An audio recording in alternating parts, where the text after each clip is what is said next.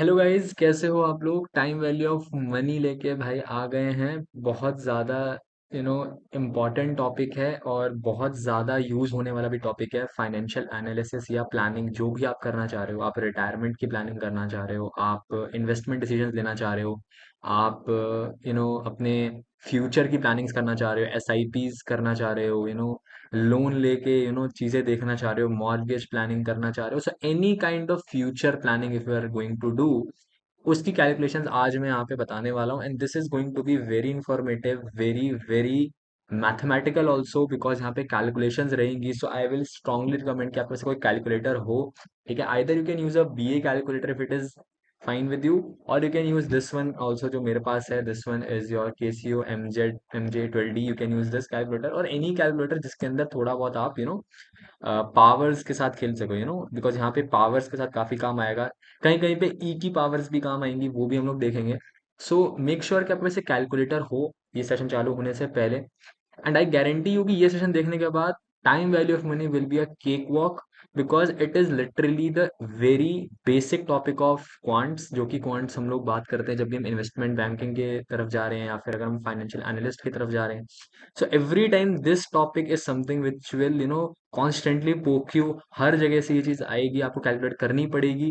And एक separate video में, और may be the next couple of videos after that I will also post a excel spreadsheet formula for all the time value of money thing, because आप यहाँ पे जो भी पढ़ोगे you have to apply that into excel also.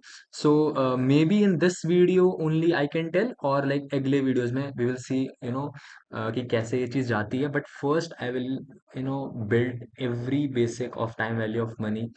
Generally क्या होता है कि लोगों को टाइम वैल्यू ऑफ मनी से डर लगता है, बिकॉज उसमें थोड़ा मैथ्स होता है, कैलकुलेशंस होती हैं। सो थोड़ा डर लगता है कि यार ये गलत हो जाएगा हमसे, या हम उनको कुछ कुछ बेसिक्स क्लियर नहीं होते, जिस वजह से वहाँ पे गलतियां हो जाती हैं टाइम वैल्यू ऑफ मनी में। So I will clear all of that and stick with me till the end. ठीक है, बहुत मजा आने वाला है, बहुत सारे सम्स करेंगे, बहुत सारे प्रॉब्लम्स करेंगे। डायरेक्टली सीएफए से उठाया है material, so it is going to be very very helpful for you guys, जो लोग भी फाइनेंशियल प्लानिंग या आई वुड से इन्वेस्टिंग या फिर मॉर्गेज प्लानिंग या लोन के अंदर, मार्केट्स के अंदर बेसिकली, जहाँ पे आपका फ्यूचर में कुछ आपको मिलने वाला है। So, it is going to be very helpful. So, let's start this without any further ado. So, time value of money है, ठीक है, सिंपल है। यहाँ पे कुछ कोट्स मैंने यहाँ पे लगाए जो कि वॉरेन बफे के हैं। Warren Buffett said that you have to make money while you sleep. आपको सोते सोते पैसा बनाना आना चाहिए। पैसा ऐसा बनाओ कि पैसा अपने आप पैसे से पैसा बनना चाहिए, right. You have to be that smart कि आपको एफर्ट लगानी पड़े यहाँ, एंड आपका पैसा यहाँ बन रहा हो। So it is going, so this difference of effort should be there, because see, आप एक 9 to 5 जॉब कर रहे हैं जो बंदा, ठीक है, सुबह 9 से 5 की जो जॉब, शाम के 5 तक की जॉब कर रहे हैं, he is also earning money, right. ऐसा भी हो सकता है कि कोई बंदा हो जो कि 9 to 3 जॉब कर रहा हो, and then he is earning a good amount of money, let's say 40 lakhs 50 lakhs he is earning. But there could be an investor who is just investing, let's say 5 lakh 10 lakhs he has invested, and now वो उसने 20 साल पहले invest किया था and उसने आज तक discipline maintain करके रखा है। एंड आज उसका जो पैसा है वो कई गुना हो चुका है, and it has given him so much huge returns. तो सी, उस बंदे ने भी क्या मेहनत करी, हाँ करी, बट उस बंदे ने इनिशियल मेहनत करी, उस बंदे ने इन्वेस्टमेंट जो प्लानिंग करी होगी उस टाइम पे, he did that, and that's why उसका रिजल्ट आज उसको जाके मिला।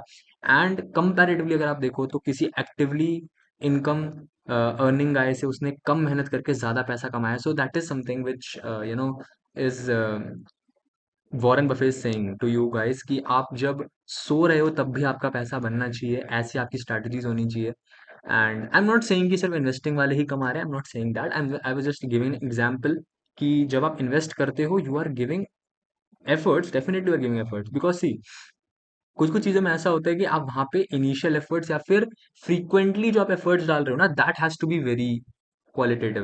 मतलब वह, मतलब देखो, इन्वेस्टिंग में एंड एक्टिव में मैं जो पर्सनली अगर मैं अपनी बात करूँ, सो पर्सनली क्या डिफरेंस होता है। आप जब 9 to 5 जॉब कर रहे हो, आपको जाके ना सेम ही जॉब करना है रोज रोज, राइट। मान लो आप कॉल सेंटर में काम कर रहे हो, या फिर मान लो आप इंजीनियर हो। So what you will do, you will go there, you will work on the code, you will then present it to the team, then with team discussion, मतलब more or less like 90% the काम is always the same, right.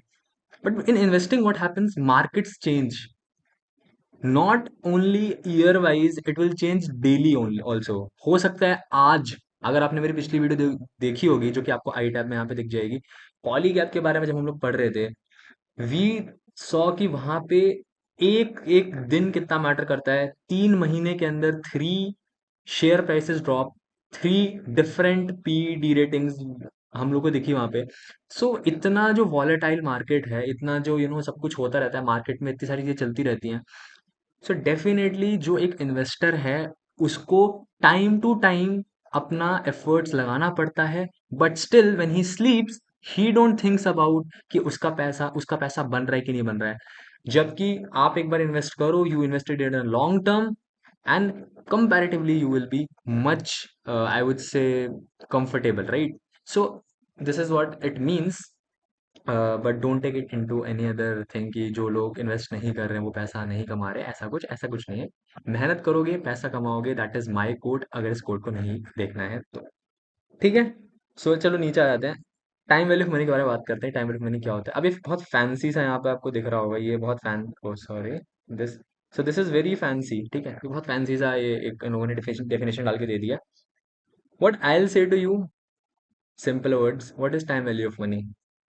मान लो आपका ICICI bank में खाता है, ठीक है, आईसीआईसीआई बैंक में आपका खाता है। मान लो आपने 5 लाख रुपीज यहाँ पे डिपॉजिट करा दिए। कितना करा दिए? 5 लाख रुपए डिपॉजिट। अब मुझे बताओ, अगर मैंने आईसीआईसीआई बैंक में 5 लाख रुपीज डिपॉजिट करा दिए, राइट, विल दिस 5 लाख, ये जो 5 लाख है, क्या ये 5 लाख ही रहेगा? आज से मान लो, लेट्स से 3 साल की अवधि आपने कराई, तो देखा 3 साल के बाद भी ये 5 लाख ही रहने वाला है? नहीं, this will definitely increase, right? Why will it increase? और अगर मैं दूसरे शब्दों में आपको ये बोलूं कि let's say this 2 lakh rupees, let's say you deposited, right? On this 2 lakh rupees, bank said कि हम आपको तीन तो नहीं, ज्यादा कम हो गया, let's say 6% का इंटरेस्ट देंगे। So if bank is saying 6% interest on 2 lakhs, what does that mean? They are giving you how much? How much they're giving you? 12,000. So 12,000 rupees जो आपको मिल रहे हैं एज एन इंटरेस्ट, कभी आपने ये सोचा है कि इंटरेस्ट में क्यों मिल रहा है? What is the reason? सी, कोई ये कह सकता है कि let's say if I invested 1 lakh rupees, okay, let's say मैंने 1 लाख रुपए इन्वेस्ट करे, करेक्ट, ओके ओके, या let's say I invested 1 lakh, ठीक है, मैंने इसको डिपॉजिट करा दिया आईसीआईसीआई बैंक में, ठीक है। अब आईसीआईसीआई बैंक जो है वो मेरे को दे रहा है 6%, लेट्स से। सो 1 लाख का 6% कितना होगा? सोचो, 6,000। Now 6,000 rupees which I am getting as my interest, why the bank is paying me interest, उसका क्या फायदा है?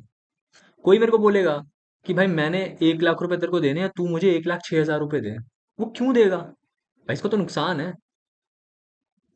बट द पॉइंट इज, वो 6,000 रुपीज आपको एट द स्पॉट नहीं दे रहा है, वो ओवर द पीरियड दे रहा है। लेट्स से ये एनुअल इंटरेस्ट है, तो आपको ये 1 साल के बाद ये 6,000 रुपए मिलेंगे। Am I right?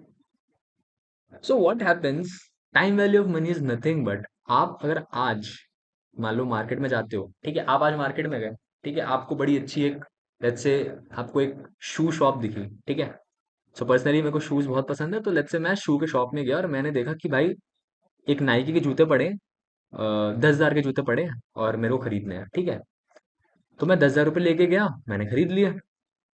और टेल मी वन थिंग, आज से 5 साल बाद जब मैं उसी शॉप में दोबारा जाऊंगा, राइट, क्या वही जूते, सेम जूते, एंड इग्नोरिंग कि भाई जो वर्जन है जब वो डिग्रेड हो जाते हैं तो उनका प्राइस कम हो जाता है, मैं उस चीज को भी एक मिनट के लिए हटा देता हूँ। Let's say the same same shoes after 5 years, क्या मैं उसको उतने ही पैसे में खरीद सकता हूँ, 10,000 रुपए में? सोच के बताओ। अब कोई बोल सकता है कि शूज का जो अगर काफी पुराने होंगे तो हम सस्ते में खरीद सकते हैं, दैट इज फाइन, बट मैं उससे वही चीज बोल रहा हूँ कि इग्नोर करो आप। या चलो, अगर आप एक और अच्छी चीज मैं आपको समझाऊं, लेट्स से आप यहाँ पे इस चीज का एग्जांपल ले सकते हो, जैसे दूध का एग्जांपल लेते हैं आप, भाई हर कोई दूध पीता है, right?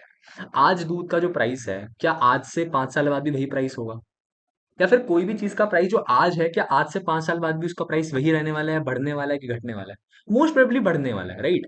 If it is something which can be upgraded, जैसे आईफोन्स, ठीक है, जैसे mobile phones generally, not specifically iPhones, every mobile phone I would से। इसमें से एंटिक्स प्लीज हटा देना, किसी के भी दिमाग में एंटिक्स आ रहा है तो भाई उसको मैं भी कंसिडर नहीं कर रहा हूँ, ठीक है? एंटिक्स का बिल्कुल दिमाग में ना लाए, मैं एक नॉर्मल प्राइस की बात कर रहा हूँ, ठीक है? So what I am trying to say here is कि अगर लेट्स से मिल्क प्राइसेस आज से 5 साल बाद बढ़ रहे हैं, तो मेरी परचेजिंग पावर कम हो रही है। सोच, what is purchasing power? Purchasing power is, मैं आज कोई चीज लेट्स से 10 रुपए की खरीदता हूँ, ठीक है? आज से 5 साल बाद वही चीज मेरे को 10 की नहीं मिलेगी, मेरे को 20 की मिलेगी। सो पहले मैं उसी चीज के 10 दे रहा था, 5 साल बाद मैं 20 दे रहा हूँ। सो मेरा जो परचेजिंग पावर है, मेरी जो क्षमता है खरीदने की क्षमता उस चीज की, क्या वो बढ़ी है कि घटी है?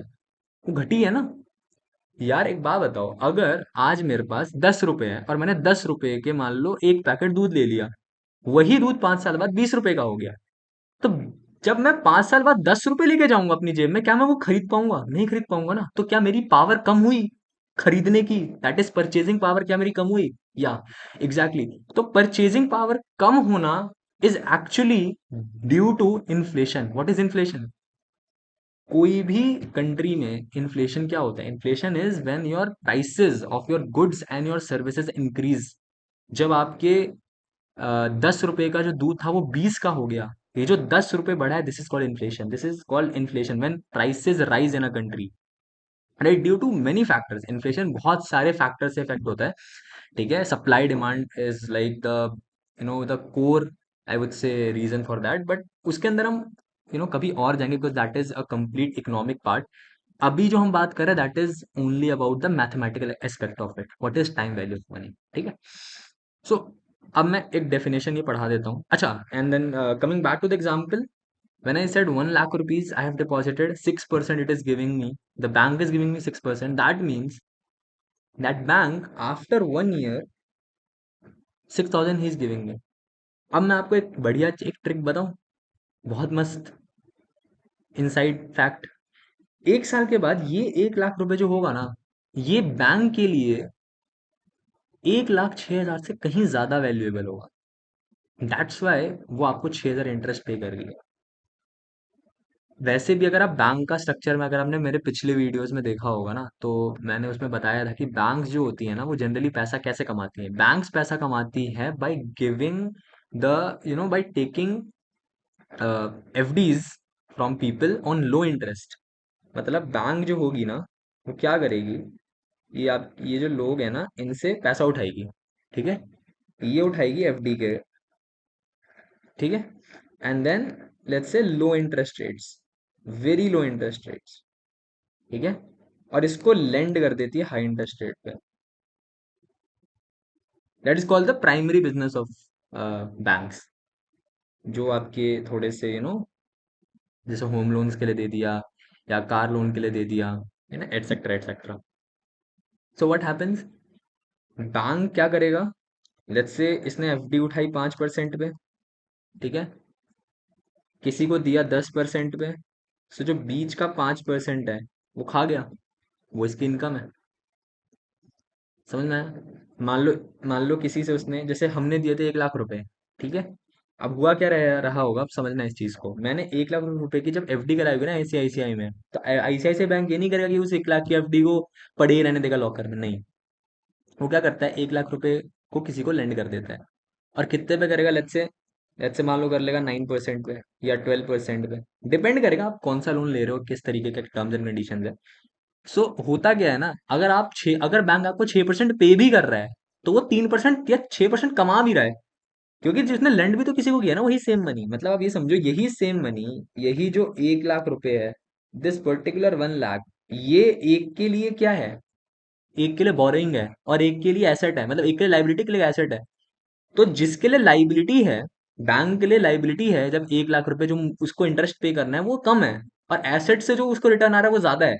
सो दैट्स वाई जो डिफरेंशियल है ना एसेट माइनस लाइबिलिटी का, दैट इज 9%। अगर मान लो, लेट्स से मैं मान के चलूँ कि 9% पे उसने लेंड किया है, सो जो 9% पे लेंड किया और उसको जो 6% देना है, तो मेरे को आ 9% रहा है, देना 6% है, दैट मीन मैं बीच का 3% खा के अपना काम चला सकता हूँ. So that's why banks are giving you interest. That's the first thing. Second thing, अब एक्चुअल को रीजन क्या है इंटरेस्ट देने का. आप ये समझो, आप अगर कहीं पैसा लगा रहे हो, एफडी में कर रहे हो, कुछ भी कर रहे हो, क्या वहां पे अपॉर्चुनिटी कॉस्ट जुड़ा हुआ है? आप ये सोचो, मैं आपको समझा मैं क्या कहना चाह रहा हूँ. ठीक है.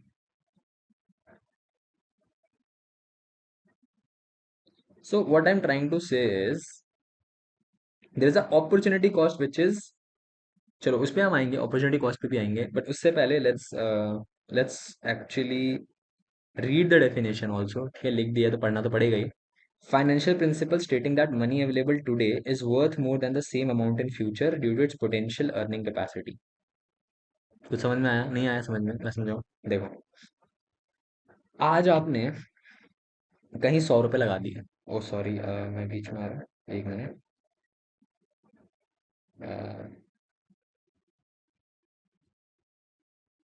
Just okay. लेट्स से आपने कहीं पे 100 रुपये लगाए हैं, ठीक है, आपने 100 रुपये लगा दिए. ठीक है. ये 100 रुपये आपने स्टॉक मार्केट में लगा दिए. कल को इसका प्राइस बढ़ के मान लो हो गया 500. ठीक है. अब ऐसा होता नहीं है कि एक दिन में 5 गुना बढ़ जाए, हो भी सकता है, बट ठीक है, as you know what I am trying to say. तो 100 का लेट्स से 500 हो गया. ठीक है. सो आपने एसेंशियली करा गया. That is my question, what did you actually do? आपने व्हाट डिड यू डू? आपने 100 का 500 किया, बोलो हाँ कि नहीं, है ना? अभी देखो, यही पैसा 100 रुपये आप आज भी तो खर्च कर सकते थे. आप ये सोचो, अगर ये कोई बड़ा कोई इन्वेस्टर है, उसने आज 1 लाख रुपए कहीं लगा दिए, यही 1 लाख रुपए जो उसने इन्वेस्ट किया है, ये तो कहीं और भी कर सकता था ना. मान लो कुछ उसको लेट्स से PS5 खेलने का शौक है, तो PS5 खरीद लिया. या मान लो घूमने जाना है, ट्रिप पे जाना है, फॉरेन जाना है, चला होके आ गया. ठीक है. तो मतलब उसने कोई ना कोई अपॉर्चुनिटी के लिए अपना पैसा फॉरगो कर दिया. सॉरी, अपॉर्चुनिटी फॉरगो कर दी, जस्ट बिकॉज उसने इन्वेस्ट किया एक particular let's say any security में, जिससे उसको रिटर्न्स आ रहे हैं. ये जो 100 रुपीज उसने इन्वेस्ट किया आज की डेट में, और उसने इस 100 रुपीज को स्पेंड नहीं करा, that is something that he forgo. Forgo मतलब छोड़ देना. उसने ये 100 रुपए छोड़ दिए ना एक तरह से. छोड़ने का मतलब होता है सेविंग, लाइक उसने सेव करके इसको इन्वेस्ट कर दिया. नो, दिस इन्वेस्टेड 100 रुपीज, ये उसके लिए अपॉर्चुनिटी कॉस्ट है. अगर, सॉरी, ये 100 नहीं है, sorry my bad, 100 is not your opportunity cost. जितने टाइम के लिए आपने इस 100 रुपीज को लगा के रखा ना, दैट इज द टाइम जब आपकी अपॉर्चुनिटी कॉस्ट जनरेट होगी. कैसे? मुझे बताओ, अगर 100 रुपीज लेट्स से मैंने 5 ईयर्स तक पकड़ के रखा, एंड देन ये 500 हुआ. ठीक है, now this seems something realistic. So अगर मैंने 100 रुपीज को 5 ईयर्स पकड़ के रखा, और वो 500 हो गया, करेक्ट? ये जो मैंने 5 ईयर्स मैंने लॉक करके रखा अपने पैसे को, क्या यहाँ पे रिस्क इन्वॉल्व थे? जनरली क्या होता है, आप इन्वेस्टमेंट करते हो तो आप किस में इन्वेस्ट करते हो? शेयर्स में कर सकते हो, आप इन बॉन्ड्स में कर सकते हो. ठीक है. आप सिक्योरिटीज, MBS में कर सकते हो, मॉर्गेज बैक सिक्योरिटीज में कर सकते हो. ठीक है. तो डिबेंचर्स में कर सकते हो, लोन्स वगैरह दे सकते हो. तो कुछ भी कर रहे हो, राइट, आपका रिस्क इन्वॉल्व है. अगर आप शेयर मार्केट में पैसा लगा रहे हो, वहां भी आपका रिस्क इन्वॉल्व है. अगर आप डिबेंचर्स में पैसा लगा रहे हो, वहां भी इन्वॉल्व है. क्योंकि अगर कल को कंपनी लिक्विडेट हो गई, तो वहां पे प्रॉब्लम्स आ सकती हैं पैसे रीपेमेंट में. तो बहुत सारे ऐसे रिस्क होते हैं जो कि इन्वॉल्व होते हैं जब भी आप पैसे को लॉक इन करते हो किसी इन्वेस्टमेंट में, राइट. तो उसके लिए आपको एक एक्स्ट्रा क्या इंसेंटिव नहीं मिलना चाहिए? जैसे अगर आप एक सिंपल सी बात समझो, अगर मान लो आपके पास घर घर के पास मान लो आप एक इवेंट करा रहे हो. ठीक है. आप इवेंट में बहुत सारे दुकानदार, आप गए दुकानदारों के पास, आपने बोला कि देखो भाई, मैं स्टॉल लगवा रहा हूँ, आप आओ, आप यहाँ पे अपना स्टॉल वॉल पे खाना वाना बना के खिलाओ. ठीक है. क्या आपने कभी देखा है उस चीज का लोग पहले से कुछ परसेंटेज चार्ज कर लेते हैं? जानबूझ के देखा है कभी आप लोगों ने? वो क्यों चार्ज करते हैं? एक तो होता है कि चलो आप आ रहे हो स्टॉल में, आप लगा रहे हो, तो प्लेसमेंट वगैरह के जो भी चार्जेस हैं वो आप दे दो. ठीक है. एक होता है कि आदमी ना एक सिक्योरिटी डिपॉजिट ले लेता है. Now I know this is a very different topic all together, but what I am trying to connect here is वो जो सिक्योरिटी डिपॉजिट ले रहा है वो क्यों ले रहा है? कि कल होके लेट्स से कुछ भी गड़बड़ होती है, मान लो आग लग गई, ठीक है, अनफॉर्चुनेटली, या फिर लेट्स से कुछ दिक्कत हो गई, ठीक है, तो क्या होगा? या फिर कुछ डैमेज हो गया लेट्स से आपकी, क्योंकि अब वो आपकी प्रॉपर्टीज पे लगा के आ रहे हैं, लगा रहे हैं, सो अगर कुछ भी डैमेज हो गया तो वो उस पैसे में से उसको काट लेंगे, right? Now this is very different from what I am trying to teach you here, but the similarity is कि वो फ्यूचर के जो रिस्क इन्वॉल्व हैं उसकी वजह से उन्हें कुछ कॉम्पेंसेशन देना पड़ रहा है दुकानदारों को, उस ओनर को, राइट? वो कॉम्पेंसेशन देना इसलिए पड़ रहा है बिकॉज कल होके अगर कुछ भी ऐसा होता है, राइट, तो ओनर की दिक्कत हो जाएगी ना, ओनर का पैसा लगा हुआ है, ओनर की लैंड है, तो अगर ओनर के एसेट में कुछ भी रिस्क इन्वॉल्व है तो जिसकी वजह से वो इन्वॉल्व है उसको पैसा देना पड़ेगा। सेम एज अगर मैंने मान लो ये 100 करोड़ रुपए कहीं लगा रखे हैं, 100 करोड़ का मैंने कहीं इन्वेस्टमेंट किया है, आप मुझे बताओ 100 करोड़ की आप कहीं इन्वेस्टमेंट करोगे, उसमें रिस्क नहीं होंगे? हर एक चीज में रिस्क होता है, तो क्या उस रिस्क के लिए कुछ कंपनसेशन आपको नहीं मिलना चाहिए? बिल्कुल मिलना चाहिए। That compensation is what is your interest. जो आपका इंटरेस्ट होता है ना, जो आपको मिलता है, जो आपको बैंक दे रहा है, या आपको मान लो कोई लेंडर, थर्ड पार्टी लेंडर दे रहा है, कोई भी दे रहा है, वो दे ही इसलिए रहा है, मेनली दो कारण है। पहला है रिस्क, दूसरा है इन्फ्लेशन। इन्फ्लेशन अगर मैं बहुत आराम से समझाऊं, आज आप अगर आप 100 रुपये लगा रहे हो, सॉरी, अगर आप आज 100 रुपये की कोई चीज़ खरीद रहे हो, वो कल होके 100 की नहीं होगी, वो कल होके हो सकता है 120, 130 की हो जाए। तो अगर आपने आज कहीं 100 रुपये लगाए हैं पैसा, तो उसकी कल होके परचेजिंग पावर कम हो जाएगी, इस वजह से आपके पैसे की वैल्यू कम हो जाती है। आप ये सोचो ना, आज अगर मैं 100 रुपये बैंक में जमा कर दूं, ठीक है, इस 100 रुपये से मान लो मैं 1 किलो प्याज खरीद सकता था, ठीक, मतलब 100 रुपीज किलो, लेट्स से, अच्छा मैं इसको और अच्छे समझाऊं, okay wait a minute, so what I am trying to teach you is,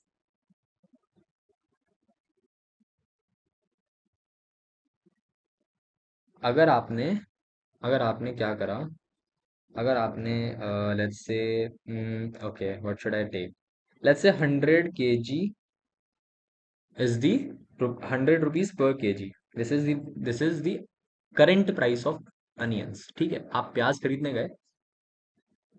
गए, वहां पे आपको 100 रुपए किलो का प्याज मिल रहा है। आप इसी 100 रुपए के किलो के प्याज को अगर आप 1 साल बाद आके देखोगे ना, तो हो सकता है यही प्याज आपको 200 रुपये, 200 तो बहुत ज्यादा हो जाएगा, 150 मान लेते हैं, चलो 150 में मिलने लग गया, मान लो 150, प्याज के भाव बढ़ गए, या मान लो 3 साल, 2 साल बाद आ रहे हो, 2 साल बाद आके आपने देखा, तो यही जो 100 रुपए किलो का प्याज था, ये 150 किलो का हो गया, 150 पर केजी। अब मेरे को कुछ सोच के बताओ, अगर मैं बैंक में आज की डेट में 100 रुपये जमा करा दूं, क्या इस 100 रुपये से क्या मैं ये प्याज खरीद सकता हूँ? हाँ, खरीद सकता हूँ, डेफिनेटली। अगर मैं इस 100 रुपये पे इंटरेस्ट ना दूं, तो मुझे बताओ, 2 साल बाद हो चाहे 5 साल बाद हो, कि आदम का जमाना चला जाए, सब चला जाए, ये तो 100 का 100 ही रह जाएगा ना। बोलो भाई, इंटरेस्ट नहीं दूंगा तो 100 का 100 ही पड़ा रहेगा भाई बैंक में। अब अगर मैं जब खरीदने जाऊंगा, सॉरी सॉरी सॉरी, अब जब मैं खरीदने जाऊंगा, तो ये क्या मैं खरीद पाऊंगा 100 रुपये से? नहीं खरीद पाऊंगा। अब मैं क्यों नहीं खरीद पाऊंगा, उसका मतलब, उसका तरीका क्या है, उसका अच्छा, उसका रीजन क्या है? बिकॉज आपने इन्फ्लेशन एडजस्ट ही नहीं करा अपने पैसे में। आपने जो 100 रुपये यहाँ लगाया, इस 100 रुपये में आपने इन्फ्लेशन जोड़ा ही नहीं, आपने ये 100 रुपये का 100 ही रुपये बना के रख दिया अगले दो दो साल में भी। इस वजह से क्या हुआ, आपकी परचेसिंग पावर डिक्रीज अब तो होनी ही है। भाई पहले आप 100 से 100 खरीद पा रहे थे प्याज, 1 किलो प्याज आप पहले खरीद पा रहे थे, अब आप नहीं खरीद पाओगे, आपकी परचेसिंग पावर डिक्रीज हो जाएगी। तो परचेसिंग पावर को इंटैक्ट रखने के लिए अब किसी भी इकोनॉमी में, क्योंकि देखो अगर परचेजिंग पावर कम हो गई ना, अब ये समझना ध्यान से, परचेजिंग पावर अगर कम हो गई तो डिमांड हो जाएगी कम और सप्लाई हो जाएगा ज्यादा। भाई लोग खरीद ही नहीं पाएंगे, तो डिमांड ही नहीं आएगी, सप्लाई बढ़ जाएगा, तो प्राइसेस हाइक कर जाएंगे, इन्फ्लेशन बहुत ऊपर निकल जाएगा। तो उसको चेक में रखने के लिए क्या होता है, कि आप इनको कुछ ना कुछ इन्फ्लेशन को एडजस्ट करने के लिए भी पैसा दोगे। जो भी पैसा एफडी में जा रहा है, उसके अंदर अब इंटरेस्ट इसलिए आ रहा है बिकॉज इंटरेस्ट के अंदर एक इन्फ्लेशन कंपोनेंट भी है जो कि इन्फ्लेशन को बीट कर रहा है, सॉरी मीट कर रहा है, नॉट बीट कर रहा है, मुझसे मीट कर रहा है इन्फ्लेशन। ठीक है। अगर ये मान लो 2% से बढ़ रहा है तो यहाँ पे भी 2% से आपका पैसा इंक्रीज कर देंगे वो, ताकि आप खरीद पाओ। So that is why. तो मैंने जो आपको बोला, what did I tell you, बहुत सिंपल सी चीज है। आप जब भी कोई भी, ठीक है, आप जब भी कोई भी पैसा कहीं भी डालते हो, द फर्स्ट थिंग इज वो पैसा इंटरेस्ट आपको लाके दे रहा है। अगर इंटरेस्ट लाके दे रहा है तो इसका मतलब है कुछ ना कुछ रिस्क इन्वॉल्व होंगे जो कि इंटरेस्ट के अंदर जुड़े होते हैं। ठीक है। So will talk about that more. ठीक है। सो अभी नीचे आते हैं, will talk about interest rate. So what is interest rate, right? So interest rate में आप ये समझो, सबसे पहले अगर मैं सीधा इसको एग्जांपल से ही समझाऊंगा। ठीक है, I will just take examples and मैं उसी से समझाने वाला हूँ। ओके, जस्ट वेट, या। सो अब देखो होता क्या है, ठीक है ना। It's actually very very simple. आप ये चीज़ समझ सकते हो, ये आपने बचपन में भी करी है सारी चीज़ें। अगर आज आप कहीं पे 9500 रुपीज़ लगाते हो, सोचो आपने बैंक में 9500 रुपीज़ दी है, एंड आज से 1 साल के बाद, सो this is your year 1, current year, and this is your year 2। आपने आज 9500 कहीं पे लगाए एंड ये आपका 1 साल के बाद लेट्स से हो गया $10,000। सो $9,500 का अगर $10,000 हो गया 1 साल के अंदर, सो मुझे क्या कोई ये बताओ कि भाई ये कितने से पैसा बढ़ा मेरा, how much is my rate of growth, कैसे निकालोगे? आप क्या करोगे, आप डिफरेंस लोगे, दिस 10,000 माइनस 9,500। ठीक है। मेरा पैसा कितने से बढ़ा है, $500 से बढ़ा है, बोले यस और नो। $500 से बढ़ा है। अभी जो $500 से बढ़ा तो है, पर व्हाट इज द बेस, भाई किस पैसे से 500 बढ़ा है, किस अमाउंट में 500 बढ़ा है, this 9500 amount. So this 9500 amount के अंदर 500 बढ़ा है, so what is the percentage increase, how will you calculate? You will say 500 upon 9500 into 100। Is this right? अगर आप इसे कैलकुलेट करोगे it will come out to be this 5.26%। That is your interest rate. So why I called it interest, why didn't I call it growth rate? आप growth rate भी बोल सकते हो definitely. Interest is nothing but growth ही ना। आपको interest मिल रहा है तो ग्रो ही तो हो रहा है आपका पैसा एक तरह से। सो यू कैन से इंटरेस्ट, यू कैन से growth, will use it interchangeably, जहाँ पे अलग यूज करना होगा आई टेल यू। ठीक है। बट अभी के लिए what I say is this both things are the same. ठीक है। Okay, now what you have to do. अब हम पहले डेफिनेशन भी पढ़ लेते हैं। डेफिनेशन क्या बोलता है? डेफिनेशन बोलता है an interest rate is nothing but a rate of return. This is a rate of return. This is what you are getting, right? If you are investing 9500, you are getting 10,000 at the end of year 2, right? So it's a rate of return that reflects the relationship between differently dated cash flows. Why are they saying differently dated? आप सोच के बताना मेरे को, why they are saying differently dated? They are saying differently dated because अगर by chance आपका cash flow same date का हो गया तो वहां पे इंटरेस्ट क्यों होगा? मैंने क्या बोला, इंटरेस्ट होता है बेस्ड ऑन द रिस्क। अगर आज ही मैंने कहीं पे मान लो 10,000 रुपये लगा दिए और आज ही मुझे 10,000 मिल गए, तो मेरा तो रिस्क है ही नहीं ना कोई। भाई पैसे को मैंने 1 साल जब लगा के रखा था तब रिस्क इन्वॉल्व थे, कुछ भी हो सकता था इसे 1 साल के अंदर। बहुत सारी ऐसी चीजें होती हैं जो कि 1 साल के अंदर हो सकती हैं। पर अगर मैं आज ही दे दूं और आज ही मिल जाए, तो आज की आज अगर आर्म्स लेंथ ट्रांजेक्शन में हैंड टू हैंड ही बात सॉर्ट हो गई आज की आज ही, तो आज क्या तो यार एक दिन में क्या रिस्क हो जाएगा भाई? We are not talking about habit trading and all those stuff की इंट्राडे में एक दिन में, नहीं, I am not talking about that. I am talking about कि अगर मैं आज किसी को 10,000 दे रहा हूँ और मैं आज ही से 10,000 ले लूँ, सो दिस इज तो फाइन, मतलब इसमें तो मुझे इंटरेस्ट लेने की जरूरत ही नहीं है ना, इसमें कोई रिस्क इन्वॉल्व नहीं है, right? So this has to be some differently rated cash flow. हो सकता है एक कुछ गैप होना चाहिए दोनों कैश फ्लोज में। What is cash flow? What is cash flow? Cash flow is nothing but जब कैश आ रहा है या जा रहा है, फ्लो ऑफ कैश। अगर कैश अपने पास आ रहा है दैट इज कैश इनफ्लो, अगर कैश बाहर की तरफ जा रहा है दैट इज कैश आउटफ्लो। ठीक है। नाउ अब मैंने यहाँ पे ये जो लिखा है ना 9500, this could be both ways. This could be your cash inflow as well, this could be your cash outflow as well. ऐसा भी हो सकता है ये एसआईपी अमाउंट है, लमसम मैंने 9500 एसआईपी में डाल दिए एंड मेरे को 10,000 एक साल के बाद मिल गया। ये भी हो सकता है। या ये हो सकता है कि मैंने किसी से 9500 लिए हैं आज, लिए हैं मैंने, पर मैंने जिससे भी लिए हैं भाई, उसके लिए तो उसका पैसा जो मेरे को उसने दिया है वो उसके लिए कुछ रिस्क खड़े कर रहा है उसके लिए ना। भाई अगर कोई बंदा मुझे अपने पैसे दे रहा है तो उस बंदे के लिए भी तो कुछ कुछ रिस्क होंगे, तो मुझे उसे कॉम्पेंसेट करना पड़ेगा। जैसे हम पैसा जब लगाते हैं तो हमें कंपेंसेशन चाहिए, ऐसे अगर कोई और मुझे पैसा दे रहा है तो उसको कंपेंसेशन चाहिए। तो जब मैं उसको कंपेंसेशन दूंगा ना, तो मैं जो आज अमाउंट ले रहा हूँ उससे ज्यादा ही अमाउंट दूंगा कल होके। तो अगर मैं आज किसी से 9500 रुपीज लेंड कर रहा हूँ, लोन की तरफ से ले रहा हूँ, तो मैं उसको 10,000 रुपीज पे करूंगा at the end of year 2 with some interest, that is your 5.6%। क्या बात आ रही है समझ में? सो अच्छा, इसमें एक और चीज होती है, there is a sign convention also. If there is a cash inflow we generally took it as positive, if there is a cash outflow it would be negative. ठीक है, चल write it down also, if there is a cash inflow then it would be positive, if there is a cash outflow it would be negative। ठीक है, very simple. ठीक है, सो अगर let's say ये S I P का case होता, so this would have been negative $9,500 and this would have been positive $10,000, right? Loan के case में जस्ट उल्टा हो जाता, this would have been positive, this would have been negative. ठीक है, okay, so we will move on. Now we will break down what is interest rate. Okay, so what is interest rate?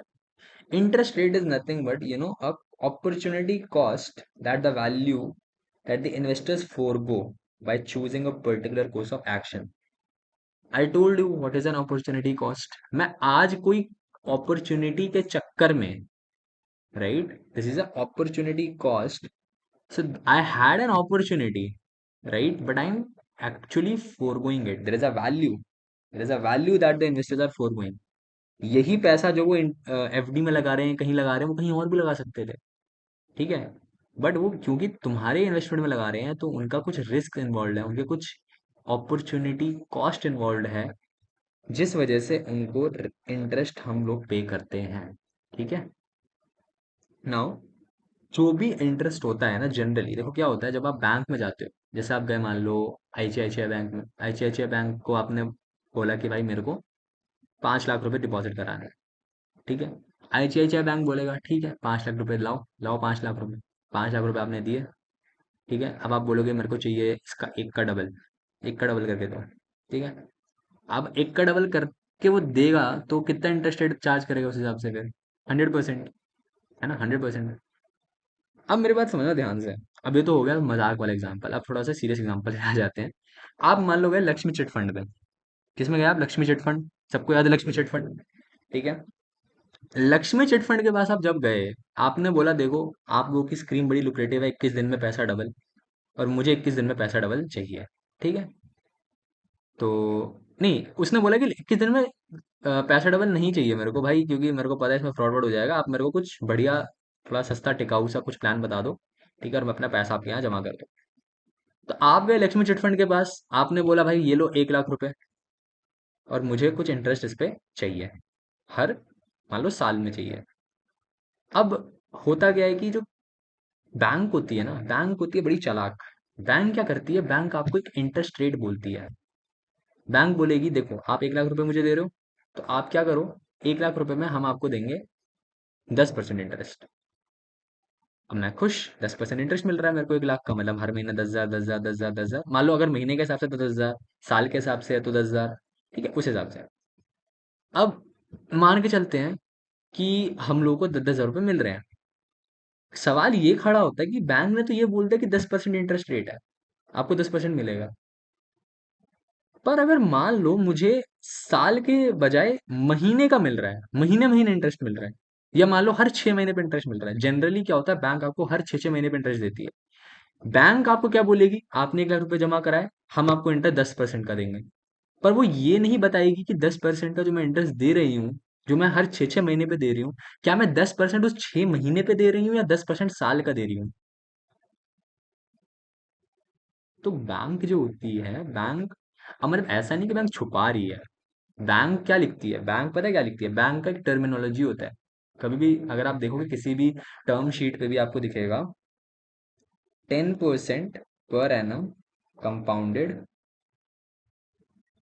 Annually. अगर कहीं पे ये लिखा है ना 10% per annum compounded annually, that means कि इसका मतलब है कि आपको साल का 10% मिल रहा है।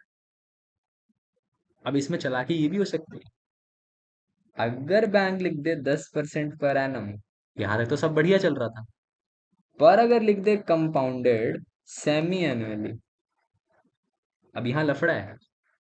लफड़ा इसलिए है, सबसे पहले समझो कंपाउंडिंग क्या होती है। What is compounding? Compounding means interest earn on interest.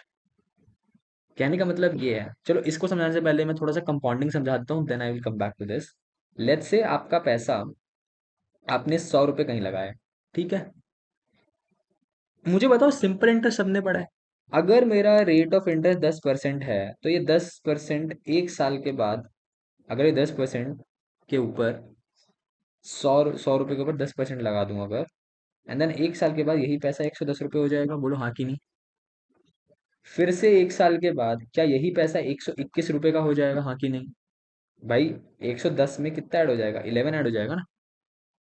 अगर ये सिंपल इंटरेस्ट है, सॉरी अगर ये कंपाउंड है, माई बैड सॉरी, एक minute. If this is simple, if this is simple interest, then 100 का 110 होगा, 110 का 120 होगा। वाई 120? सिंपल इंटरेस्ट हमेशा हमेशा हमेशा जब भी कैलकुलेट होगा, this will always always be calculated on the principal. What is principal है? प्रिंसिपल इज योर 100, जो आपने सबसे ओरिजिनल लगाया था। सो अगर आपने ओरिजिनली कहीं पे 100 रुपीज लगाया और 10% का इंटरेस्ट आपको बैंक दे रही है, तो एक साल के बाद वही 100 रुपये बन जाएंगे 110 रुपये। बोलो हाँ कि नहीं। करेक्ट है। अब इस 110 रुपये पे जब मैं एक साल का इंटरेस्ट और लगा दूंगा ना, तो दिस सेम 110 विल बिकम 120।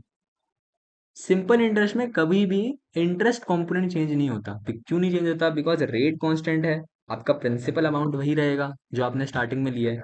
तो जब इसके ऊपर आप लगाओगे, इंटरेस्ट कैलकुलेट करोगे, तो हमेशा 100 का 10% ही आएगा ना, है ना। तो ये तो हमेशा ही 10 रुपये आने हैं। तो आप तो हमेशा 10 10 रुपये 10 10 रुपये 10 10 रुपये इंटरेस्ट देते जाओगे, तो आपका इंटरेस्ट कॉम्पोनेंट कभी चेंज ही नहीं होगा। तो अगर आपने पहले साल में 100 लगाई है, तो आपको 110 मिल जाएगा, फिर 100, फिर आपको 120 मिल जाएगा, फिर 130 मिल जाएगा, and ऐसे मिलता मिलता मिलता मिलता जाएगा। ठीक है, this is what is simple interest. Compounding का जादू देखोगे?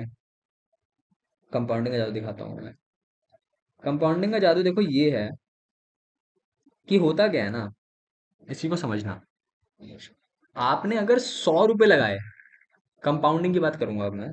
अगर आपने 100 रुपये लगाए कहीं पे, और आप कह रहे हो कि 10% इंटरेस्ट आपको कंपाउंड करके मिल रहा है हर साल, तो मुझे बताओ एक साल के बाद कितना मिल जाएगा? 110। इसमें तो कोई डाउट नहीं होगा ना भाई, पहले साल में तो कोई डाउट होने नहीं, चाहे सिंपल हो चाहे कंपाउंड हो, पहले साल तो 10% इंक्रीज होना है। ठीक है, और दोनों ही प्रिंसिपल पे ही होना है। अगले साल क्या हुआ कंपाउंड के केस में, हम पहले सिंपल में क्या करते आए हैं, 100 के ऊपर 10% इंक्रीज करते आए हैं। यहाँ पे क्या होगा, यहाँ पे 110 के ऊपर 10% इंक्रीज होगा। तो जो भी पैसा जो भी पैसा बैंक में पड़ा हुआ है ना आज की डेट में, एक साल के बाद, उसी पैसे के ऊपर अब इंटरेस्ट मुझे मिलेगा। पहले क्या हो रहा था, जो मैंने ओरिजिनली पैसा इन्वेस्ट किया था उतने पे ही 10 10% मिलता जा रहा था। जो मैंने पहले 100 रुपीज इन्वेस्ट करे थे, पहले उसी पे 10 10% मिलता था। तो हर बार 10 10 10 10 10 10 रुपए मिलते थे। अब क्या हो रहा है, जो पैसा मेरे बैंक में हर साल के एंड में रहेगा ना, उसके ऊपर इंटरेस्ट मिलेगा। जैसे इस साल के एंड में 110 रुपये पड़ा हुआ है, अब इंटरेस्ट मुझे 110 के ऊपर मिलेगा। तो अगर 110 पे 10% का इंटरेस्ट मिलेगा, तो 121 हो जाएगा। आप याद करो, पिछले बार 2 साल के एंड में 120 बच रहा था सिंपल इंटरेस्ट पे, और कंपाउंड में ये 121 हो गया है। यहाँ पे 1 रुपए का डिफरेंस आ रहा है, 1 रुपए ज्यादा मेरे को मिल रहा है कंपाउंड करने से। क्यों मिल रहा है? सोचो, सोच के देखो ये क्यों हो रहा है ऐसा। जब मैं कंपाउंड कर रहा हूँ, तो मेरा पैसा इंक्रीज क्यों हो रहा है as compare to simple interest? उसका रीजन बताता हूँ, समझना। देखो क्या होता है, बहुत सिंपल सी चीज है, ठीक है। होता क्या है ना कि okay, just wait a minute. So what happens, आपका जो इंटरेस्ट होता है,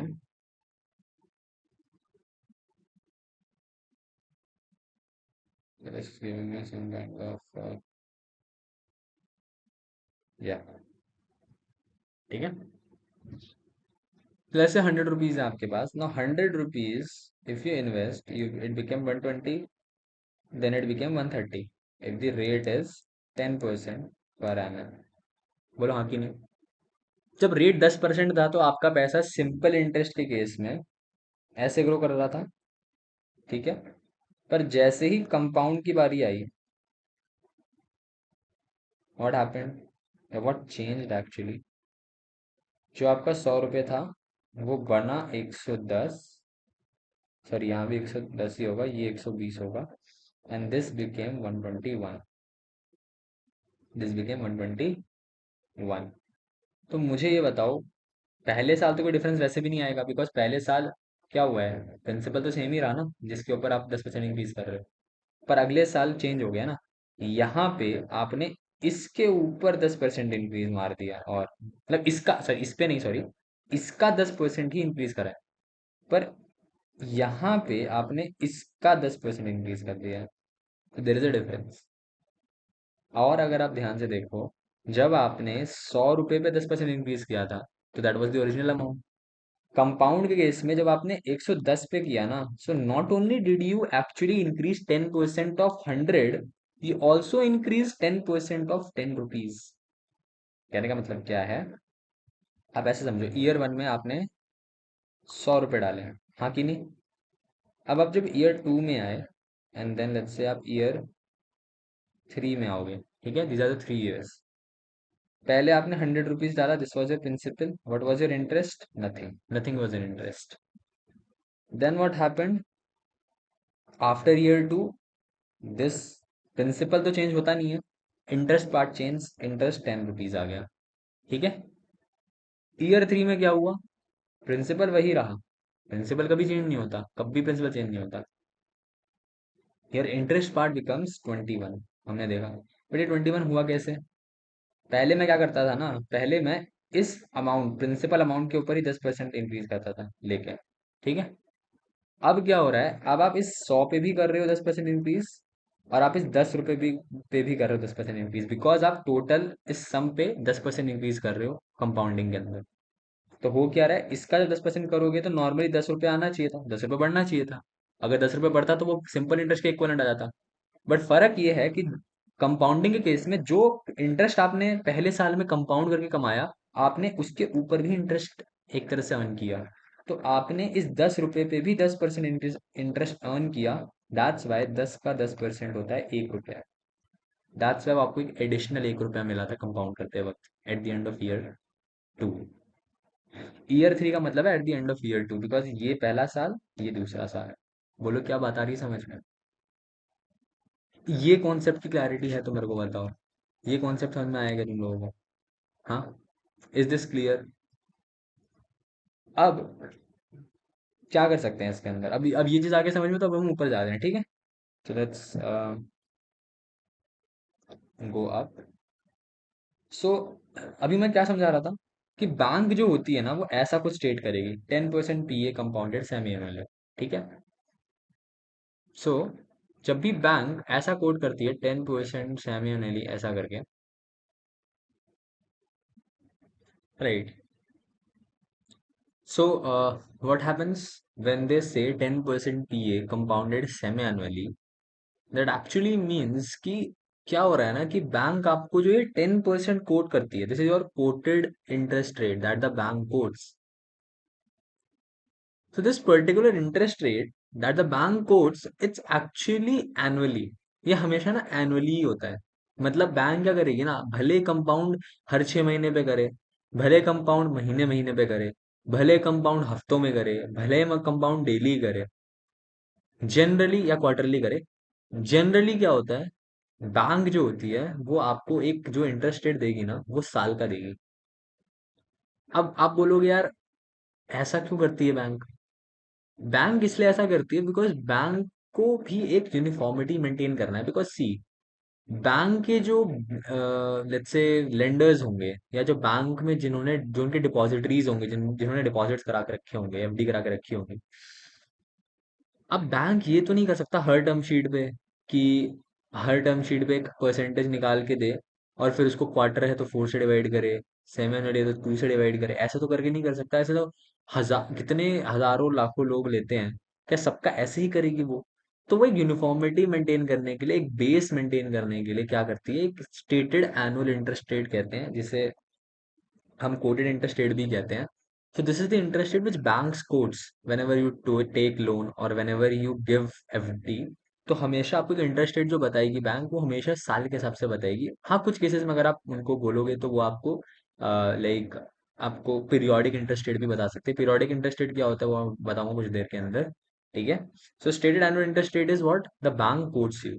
सो अगर यहाँ पे 10% पी ए लिखा है, दैट मीन्स हर साल आपको 10% कंपाउंड हो रहा है, हर साल 10% कंपाउंड हो रहा है।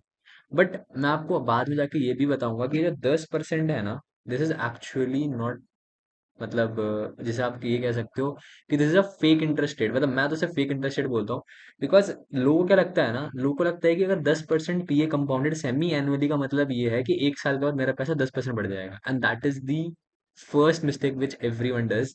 10% PA compounded semi-annually, 10% PA compounded annually, 10% PA compounded monthly, 10% PA compounded quarterly. All these are different when it comes to कि आपका एक साल के बाद पैसा कितना परसेंट बढ़ रहा है। ठीक है। What I am trying to say here, I will tell you. ठीक है। होता क्या है, होता क्या है, okay so there is no blank page here. या, so what happens, very simple, I tell you. So अगर मैं देखूं 10% P A, and I will not write compounded बार बार, I will just write let's say semi annually. Okay. So whenever I say semi-annual, that means your money is increasing every 6 months. So for every 6 months, your money is increasing. Every 6 months means अगर मैंने आज 100 rupees लगाया, so 6 महीने के बाद this will become 110। Correct. और उसके 6 महीने के बाद ये बन जाएगा 121, because it is a compound. अब जो लोग भी ये सोच रहे हैं, दिस इज कंप्लीटली रॉन्ग, ऐसा होता ही नहीं है, और यहीं आप धोखा खा जाओगे। क्योंकि उसने बोला है 10% पी ए पर एनम। मुझे बताओ, एक साल का इंटरेस्ट रेट अगर 10% हो रहा है तो 6 महीने का इंटरेस्ट रेट कितना होगा? सोच के, 5%। यार यूनिटरी मेथड बेसिक क्लास। तो होता क्या है, मैंने इसीलिए बोला था कि होता ये है ना कि इंटरेस्ट जो भी आपको बताएगी बैंक, वो आपको बताएगी इस तरीके से कि आप क्या करोगे। आप वो साल का है।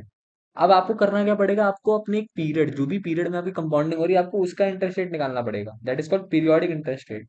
जो 5% है ना, that is what is your periodic interest rate है। ठीक है। तो होता क्या है, अगर मैं बोलूं यहाँ पे 10% पी ए क्वार्टरली, सो आपको ये जो 10% दिख रहा है, this 10% is your stated annual rate. This is your stated annual rate. But जब मैं क्वार्टरली की बात कर रहा हूं, when I am talking about going quarterly, what I am trying to tell here is this quarterly means 2.5% each quarter. Correct. भाई एक साल में कितने क्वार्टर होते हैं? 4 क्वार्टर होते हैं। और अगर मैंने 10% एक साल का बोला, तो इसका मतलब एक क्वार्टर का कितना होगा? 2.5%। हर क्वार्टर में 2.5% बढ़ेगा, है ना? तो इसका मतलब ये है, अगर मैं आज 100 रुपये लगाता हूँ साल के स्टार्टिंग में, तो यहाँ से 3 महीने बाद यानी कि एक क्वार्टर के बाद यही पैसा 110 का हो जाएगा। बोलो यस और नो। सॉरी, एक मिनट यार, ये थोड़ा सा, यही पैसा जो होगा वो 110 का हो जाएगा क्वार्टर वन के बाद। यही पैसा क्वार्टर टू के बाद 121 का हो जाएगा, एंड सो ऑन। तो क्या आप खुद सोच के मेरे को बताओ। Oh sorry sorry, my bad, not 110, this will be 102.5, 2.5% का इंक्रीज होगा ना। I just clear it once.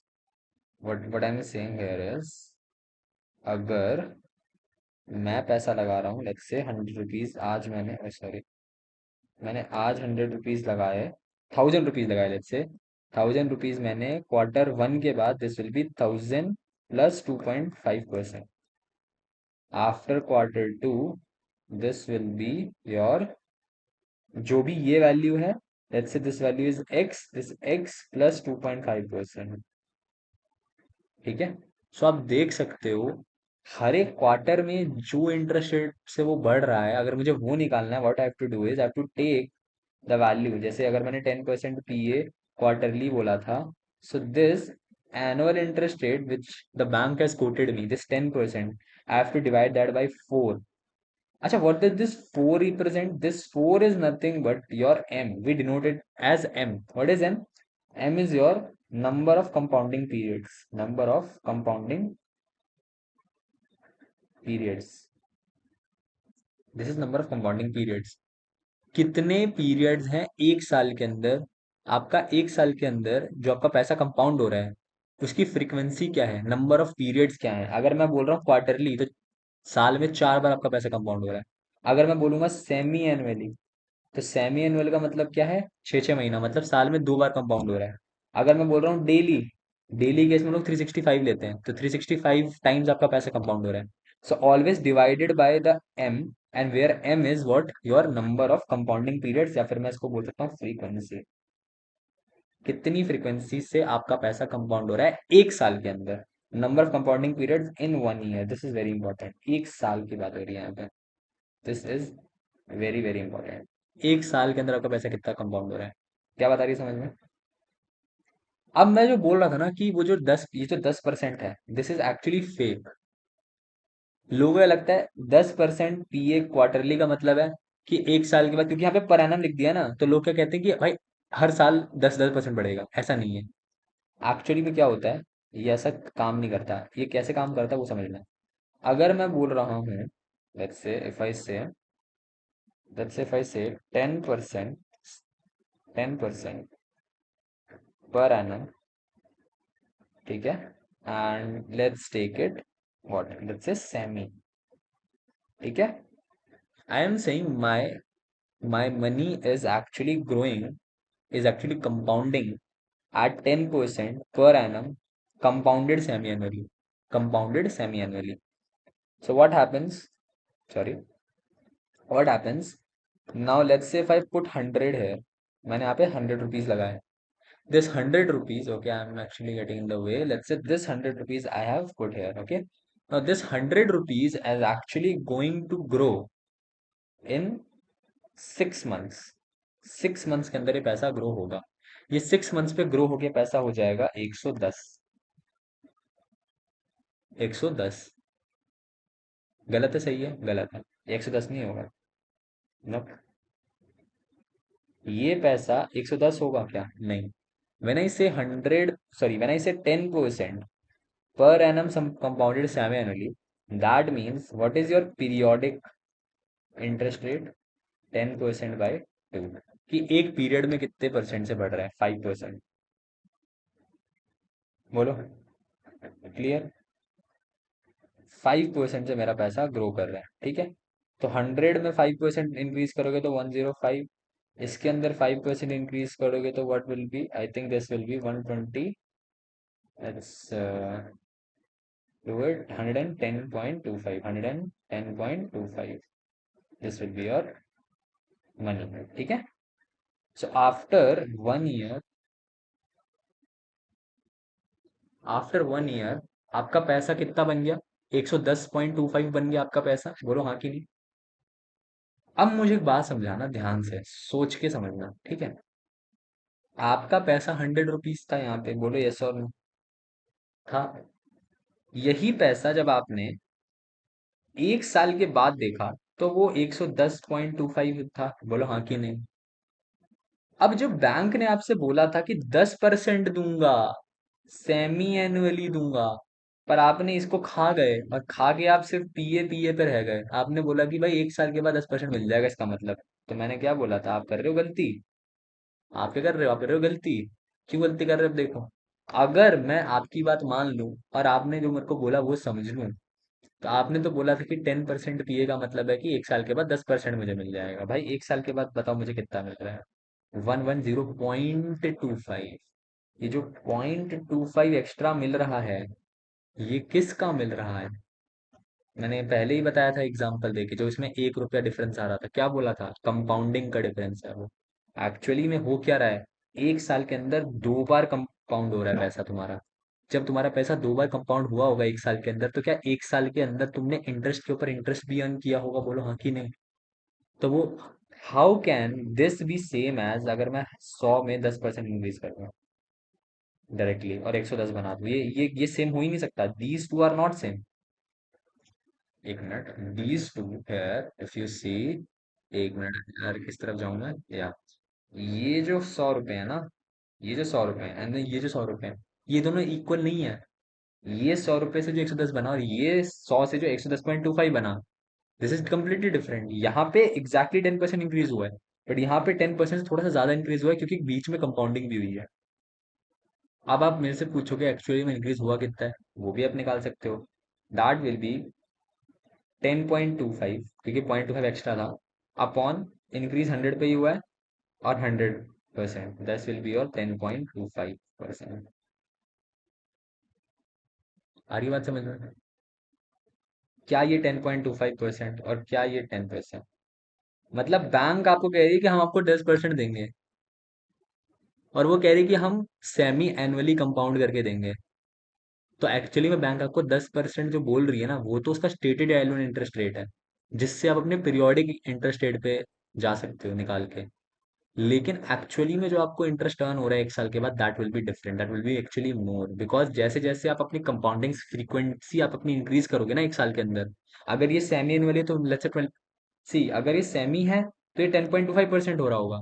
अगर ये क्वार्टरली होता तो और इसका इंटरेस्ट बढ़ जाता, बिकॉज 4 बार पैसा कंपाउंड करता, और 4 बार पैसा कंपाउंड करने की वजह से आपका लास्ट में 1 साल के बाद पैसा और ज्यादा होता। तो इसका इंटरेस्ट रेट 1 साल के हिसाब से और ज्यादा होता है इफेक्टिवली। तो होता क्या है, मैंने वर्ड का यूज करा effective. So this is called your effective annual interest rate, जिसे हम इफेक्टिव एनुअल रेट भी कहते हैं। सो EAR basically is the short form for effective annual interest rate या एनुअल रेट। ठीक है। So this effective annual rate is what is actually the effective interest जिससे आपका पैसा इंक्रीज किया 1 साल के अंदर। मतलब अगर किसी को ये वाली चीज नहीं करनी ना, ये 5% वाली ये जो 2 बार मैंने बढ़ाई, ये वाले डायग्राम करके ये सब 2 बार कैलकुलेट नहीं करना है, और उसको डायरेक्टली पता करना है कि भाई 1 साल के बाद पैसा कितना हो जाएगा, तो वो डायरेक्टली EAR से अगर मल्टीप्लाई कर दे, जैसे अगर मैं 100 में डायरेक्टली 10.25% का इंक्रीज कर दूं, तो मुझे डायरेक्टली पता चल जाएगा कि 1 साल के बाद मेरे पास पैसा कितना आएगा। अगर मैं सिर्फ ये देखता 10% पीए सेमी, और मैं 10% मान लेता कि 1 साल के बाद पीए लिखा है, तो मतलब 1 साल के बाद 10%, तो मेरा आंसर ही गलत आ जाता। फिर मेरा 100 से मैं कहता 110 बना, पर 110 बना क्या, नहीं बना, right. That is what it is, that is what it is. ठीक है। तो भाई बहुत डिटेलिंग में समझा दिया भाई, एंड इसके लिए तो भाई लाइक वाइक कर दो यार, मतलब ठीक है, इतना डिटेल में मुझे तो नहीं लगता कि भाई तुमको किसी भी वीडियो में मिलने वाला है। सो अगर अच्छा लग रहा है तो भाई प्लीज प्लीज लाइक कर दो, ठीक है। Now I will tell you what is your components which is involve here. ठीक है, तो बहुत सारे कंपोनेंट्स होते हैं किसी भी इंटरेस्ट के, जैसे मैंने आपको पहले बताया था, उसमें रिस्क होता है, इंटरेस्ट होता है, इन्फ्लेशन होता है। इन्फ्लेशन, ये रहा इन्फ्लेशन प्रीमियम। अगर आपका मान लो 10% का रेट है ना, जो आपको बैंक कोट कर रही है, तो हो सकता है उसके अंदर रियल रिस्क फ्री रेट भी हो, उसके अंदर इन्फ्लेशन प्रीमियम भी हो, उसके अंदर डिफॉल्ट रिस्क भी हो, उसके अंदर मैच्योरिटी प्रीमियम भी हो, उसके अंदर लिक्विडिटी प्रीमियम भी हो। ये 5 कंपोनेंट होते हैं किसी भी इंटरेस्ट रेट में। 5 कंपोनेंट होते हैं, real risk free rate, inflation premium, default risk, maturity premium, liquidity premium. बोलो ये सब क्या बता रही है समझ में। अब मेरे को एक बात समझानी है, ठीक है। कोई भी इंटरेस्ट रेट होगा, लेट्स से, अब मैं इसको मैं ब्रेक डाउन करूंगा धीरे धीरे करके। ये 10% का रेट बोल रहा है कि भाई मैं 10% का इंटरेस्ट तुम लोगों को दूंगा। अब अगर मैंने कहीं पैसा लगाया और मुझे 10% मिल रहा है, तो पहले तो आप ये समझो कि उस 10% के अंदर कुछ कंपोनेंट वो भी होगा जो मेरा एक्चुअल में रिटर्न होगा। अभी एक्चुअल रिटर्न क्या होता है? Over and above inflation.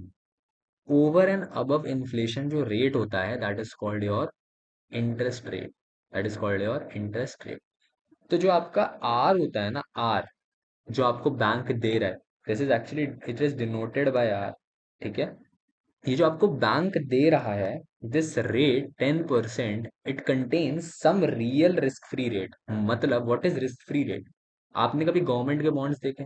Government bonds issue करता है, गवर्नमेंट जो बॉन्ड इशू करता है वो जनरली माने जाते हैं मार्केट में रिस्क फ्री होते हैं, कि गवर्नमेंट आपको पैसा दे ही देगी, गवर्नमेंट में बहुत पैसा है, ठीक है, छाप रहे हैं पैसा गवर्नमेंट, तो गवर्नमेंट आपको पैसा दे ही देगी, उसमें आपका रिस्क बहुत कम होता है। सो वो जो गवर्नमेंट जिस इंटरेस्ट रेट पे आपको पैसा दे रही है, ठीक है, उसमें जो उनका रिस्क फ्री रेट है ना, जिसमें हम इन्फ्लेशन, रिस्क फ्री रेट हमेशा होता है without inflation.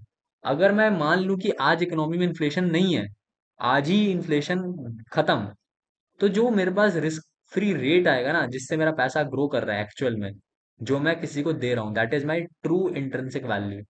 That is my true intrinsic value. पहला, अगर आप इसका डेफिनेशन भी यहाँ देखो, so what is real risk free interest rate? It is the rate, okay wait, use this. Real risk free interest rate क्या होता है? This is your single period interest rate. Single period मतलब एक period का interest rate होता है for a completely risk free security. जैसे कि आपके गवर्नमेंट के जो बिल्स होते हैं, या फिर जो यूएस के टी बिल्स होते हैं, ट्रेजरी बिल्स होते हैं 90 डेज वाले, that is like, that you can say it is as government के हैं, तो भाई it will be kind risk free, right? If no inflation were expected, अगर मार्केट में कोई इन्फ्लेशन नहीं है, तो जो कंप्लीटली रिस्क फ्री सिक्योरिटी होगी, उससे जो मुझे इंटरेस्ट रेट मिल रहा है, that is your real risk free interest rate. क्या बात आ रही है समझ में? Then next comes your inflation premium, जो कि मैंने बताया। What is inflation premium? Inflation premium is whenever investors are compensated for the expected inflation. भाई, कल होके पैसा मेरा जो पड़ा है एफडी में, उसकी परचेसिंग पावर कम हो जाएगी, उसकी वैल्यू कम हो जाएगी। क्यों कम हो जाएगी? क्योंकि कल होके इन्फ्लेशन आ जाएगा, इन्फ्लेशन आएगा तो प्राइसेस बढ़ जाएंगे, प्राइसेस बढ़ जाएंगे तो वही पैसा जो आज मैं खरीद पा रहा था 100 रुपए की चीज, कल होके मैं वो नहीं खरीद पाऊंगा, हो सकता है वो मेरे को 150 रुपए में खरीदना पड़े, तो मेरे 100 रुपए की वैल्यू कम हो जाएगी ना। क्या बता रही समझ में? तो उसको कंपेंसेट करने के लिए, इन्फ्लेशन को कंपेंसेट करने के लिए भी हम जो प्रीमियम देते हैं, that is called inflation premium. Correct?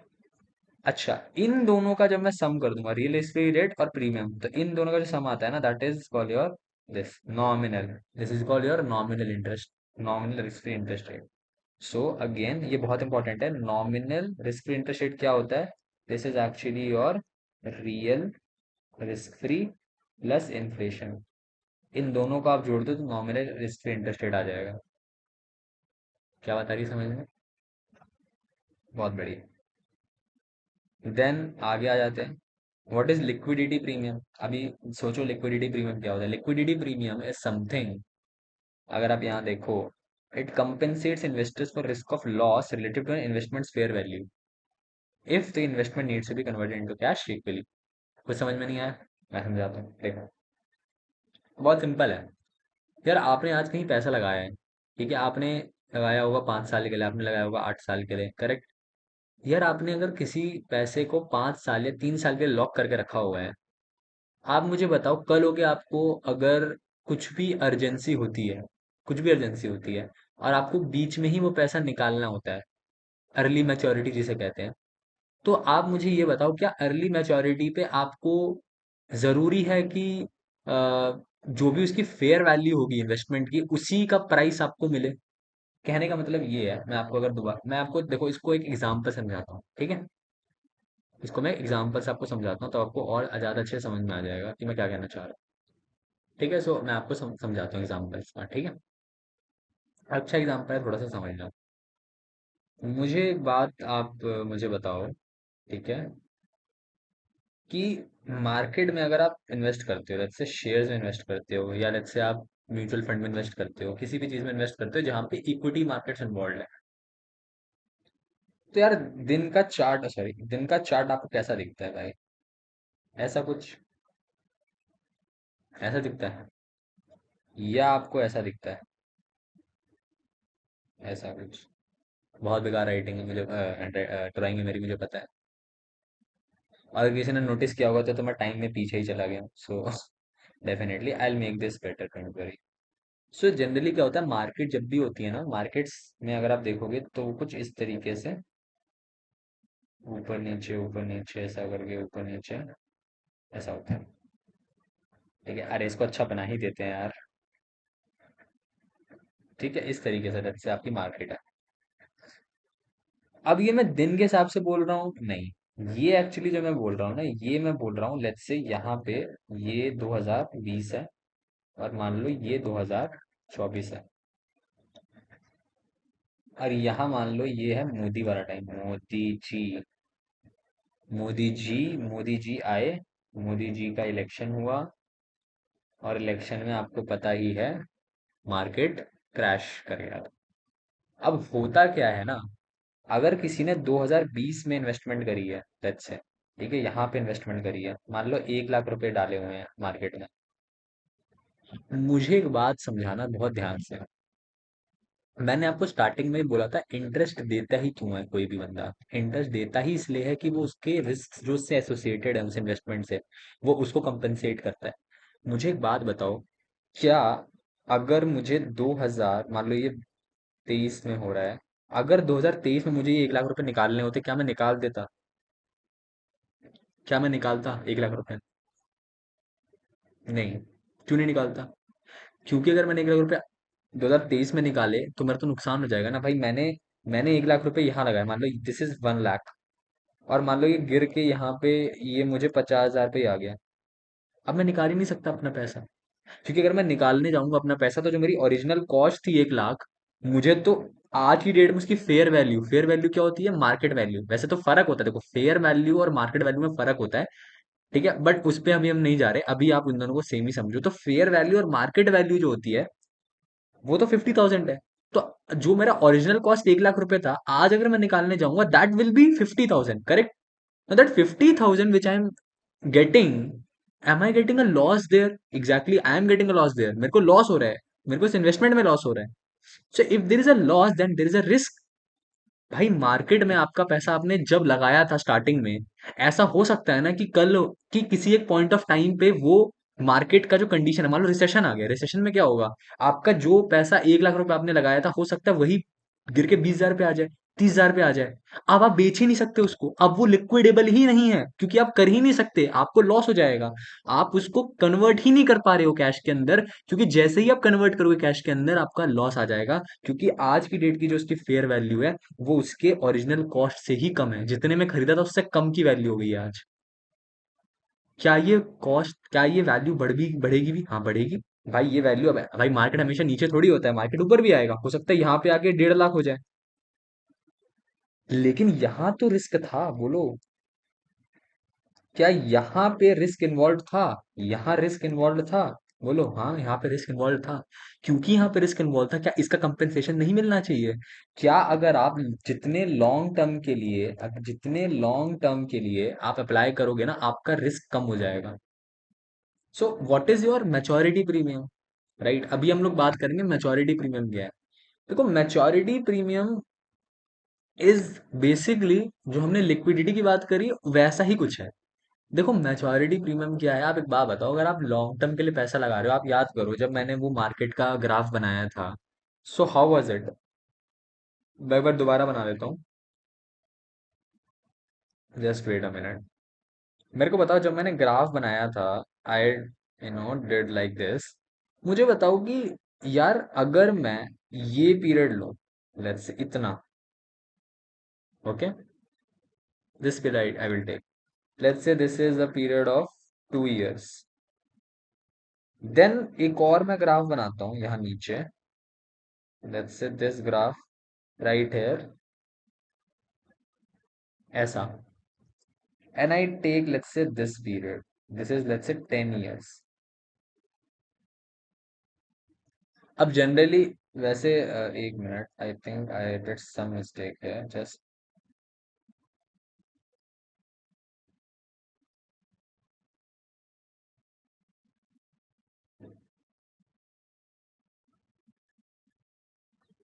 Let's say ये ग्राफ है, ठीक है। देखो, होता क्या है ना, बहुत सिंपल तरीके से समझाता हूँ, और बहुत बहुत ज्यादा तुमको ना एक्चुअली क्लैरिटी में समझा दूंगा मैं। ठीक है, और इस एक्चुअली मैं इसका तुमको प्रैक्टिकल भी दिखा दूंगा। देखो 2 साल के अंदर आपका जो मार्केट का ये जो पोर्शन है, इसके अंदर आप देखो एक बार हाई आया, एक बार लो आया है। बट क्योंकि ये टाइम पीरियड बड़ा कम है ना, तो आपका रिस्क बहुत ज्यादा है। क्यों? भाई मार्केट्स मैंने अभी बोला वॉलेटाइल होती है, ऊपर कभी नीचे। तो हो सकता है ऊपर कुछ टाइम तक रहे, नीचे कुछ टाइम तक रहे। अगर आपका टाइम पीरियड ऑफ इन्वेस्टमेंट कम होगा, तो जनरली क्या चांसेस हो सकते हैं कि जब आप पैसा मैच्योर हो रहा है ना, तो हो सकता है आपका लॉस हो रहा हो वहां पे। आपने जितने में लगाया ना, उतने में आपको मिल ही नहीं रहा हो। क्यों? क्योंकि आपका टाइम पीरियड ही कम था, आपको मौका ही नहीं मिला। आपको मौका ही नहीं मिला कि जो मार्केट है अपने आप को करेक्ट करते करते ग्रो करे, कि मार्केट हमेशा करेक्ट होगी, पर करेक्ट के साथ साथ ग्रो भी करेगी।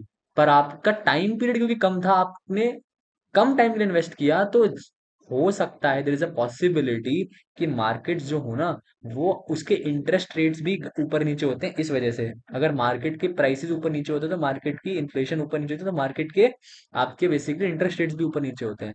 तो ड्यू टू फ्लक्चुएटिंग मार्केट के इंटरेस्ट रेट्स, आपका यहाँ पे रिस्क काफी हाई है एज कंपेयर टू यहाँ पे। अगर मान लो आपने यहाँ इन्वेस्ट करा है, मतलब लेट्स से मान लो आपने इस यहाँ इन्वेस्ट कर दिया, और आप यहाँ पैसा निकाल रहे हो। अब देखो भले यहाँ पे देखो कितना बड़ा डिप आया है, भाई इस पॉइंट से गिर के यहाँ पे आया कि नहीं आया? आया ना। लेकिन स्टिल ये पॉइंट इस पॉइंट से अभी भी बड़ा ही है, क्योंकि आपका पीरियड बहुत बड़ा है। पीरियड बड़ा होने से आपका जो इन्वेस्टमेंट होता है ना, उसकी जो प्राइस होता है एवरेज आउट हो जाती है, प्राइस आपकी एवरेज आउट हो जाती है। मतलब कहने का ये है कि आपको पता है कि ये हो सकता है छोटे मोटे। अब जैसे अगर मैं सिर्फ इतने पीरियड के लिए देखता, मान लो ये 2 साल के पीरियड के लिए देखता, तो हाँ जनरली मेरा पैसा डूबता। लेकिन क्योंकि मैंने 10 साल के लिए लगाया, मुझे पता है 10 साल बाद ग्रोथ होनी ही होनी है, तो आज जो मैंने पैसा लगाया वो बढ़ के कितना भी ऊपर नीचे चले जाए प्राइस, पर वो ऑन ओवरऑल तो बढ़ेगा ही बढ़ेगा। तो आप जब ज्यादा टाइम के लिए पैसा लगाते हो ना, आपका जो रिस्क होता है वो जनरली कम होता है। जनरली आपका रिस्क कम होता है। और मैंने आपको क्या बोला था, interest is actually comprise of two things, risk and inflation. तो अगर रिस्क कम तो इंटरेस्ट रेट भी कम, रिस्क ज्यादा तो इंटरेस्ट रेट भी ज्यादा। आपको कंपेंसेशन ज्यादा देना पड़ेगा अगर आपको पता है कि आपका रिस्क ज्यादा है। अगर मैं 2 साल अगर मैं 2 साल के लिए पैसा लगा रहा हूँ ना, तो मेरा रिस्क ज्यादा है, तो मेरे को इंटरेस्ट रेट भी ज्यादा मिलेगा। अगर मैं 10 साल के लिए पैसा लगा रहा हूँ, तो मुझे पता है मेरा रिस्क कम है, तो मेरे को इंटरेस्ट रेट भी कम मिलेगा। क्या बात आ रही है समझ में? बोलो।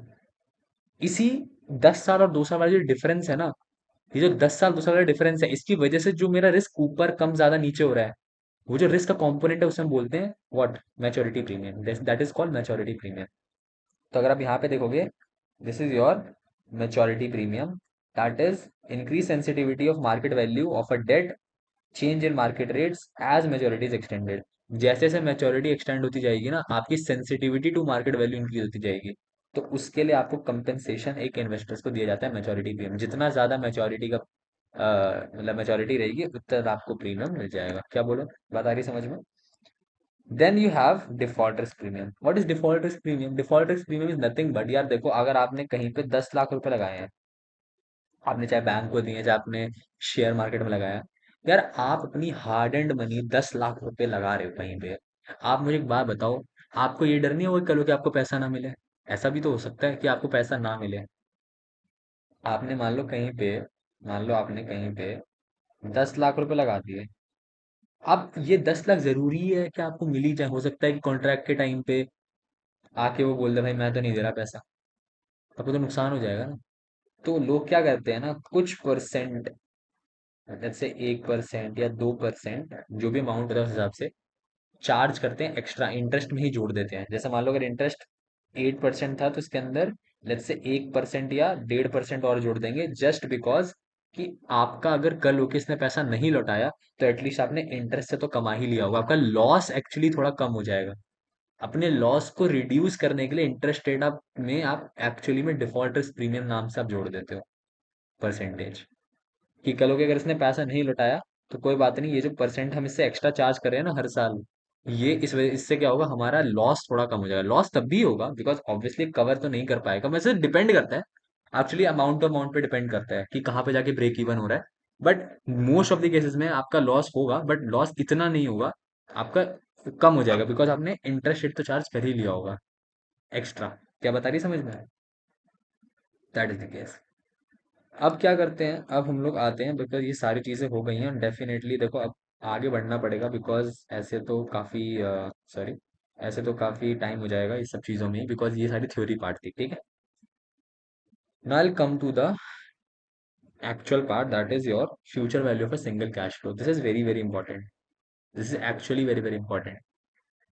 आप मेरे को सबसे पहले तो मैं हाँ समझा दूंगा, एंड देन इसको समझाने के बाद ना आप अपने आप मेरे को बोलोगे कि भाई this was a cake walk. तो मैं एक बार में आपको बहुत सारी चीजें समझाने वाला हूँ, एंड आप उसको ध्यान से समझना, एंड देन मैं सारे स्लाइड्स उससे रिलेट कर दूंगा। क्या बात आ रही है समझ में?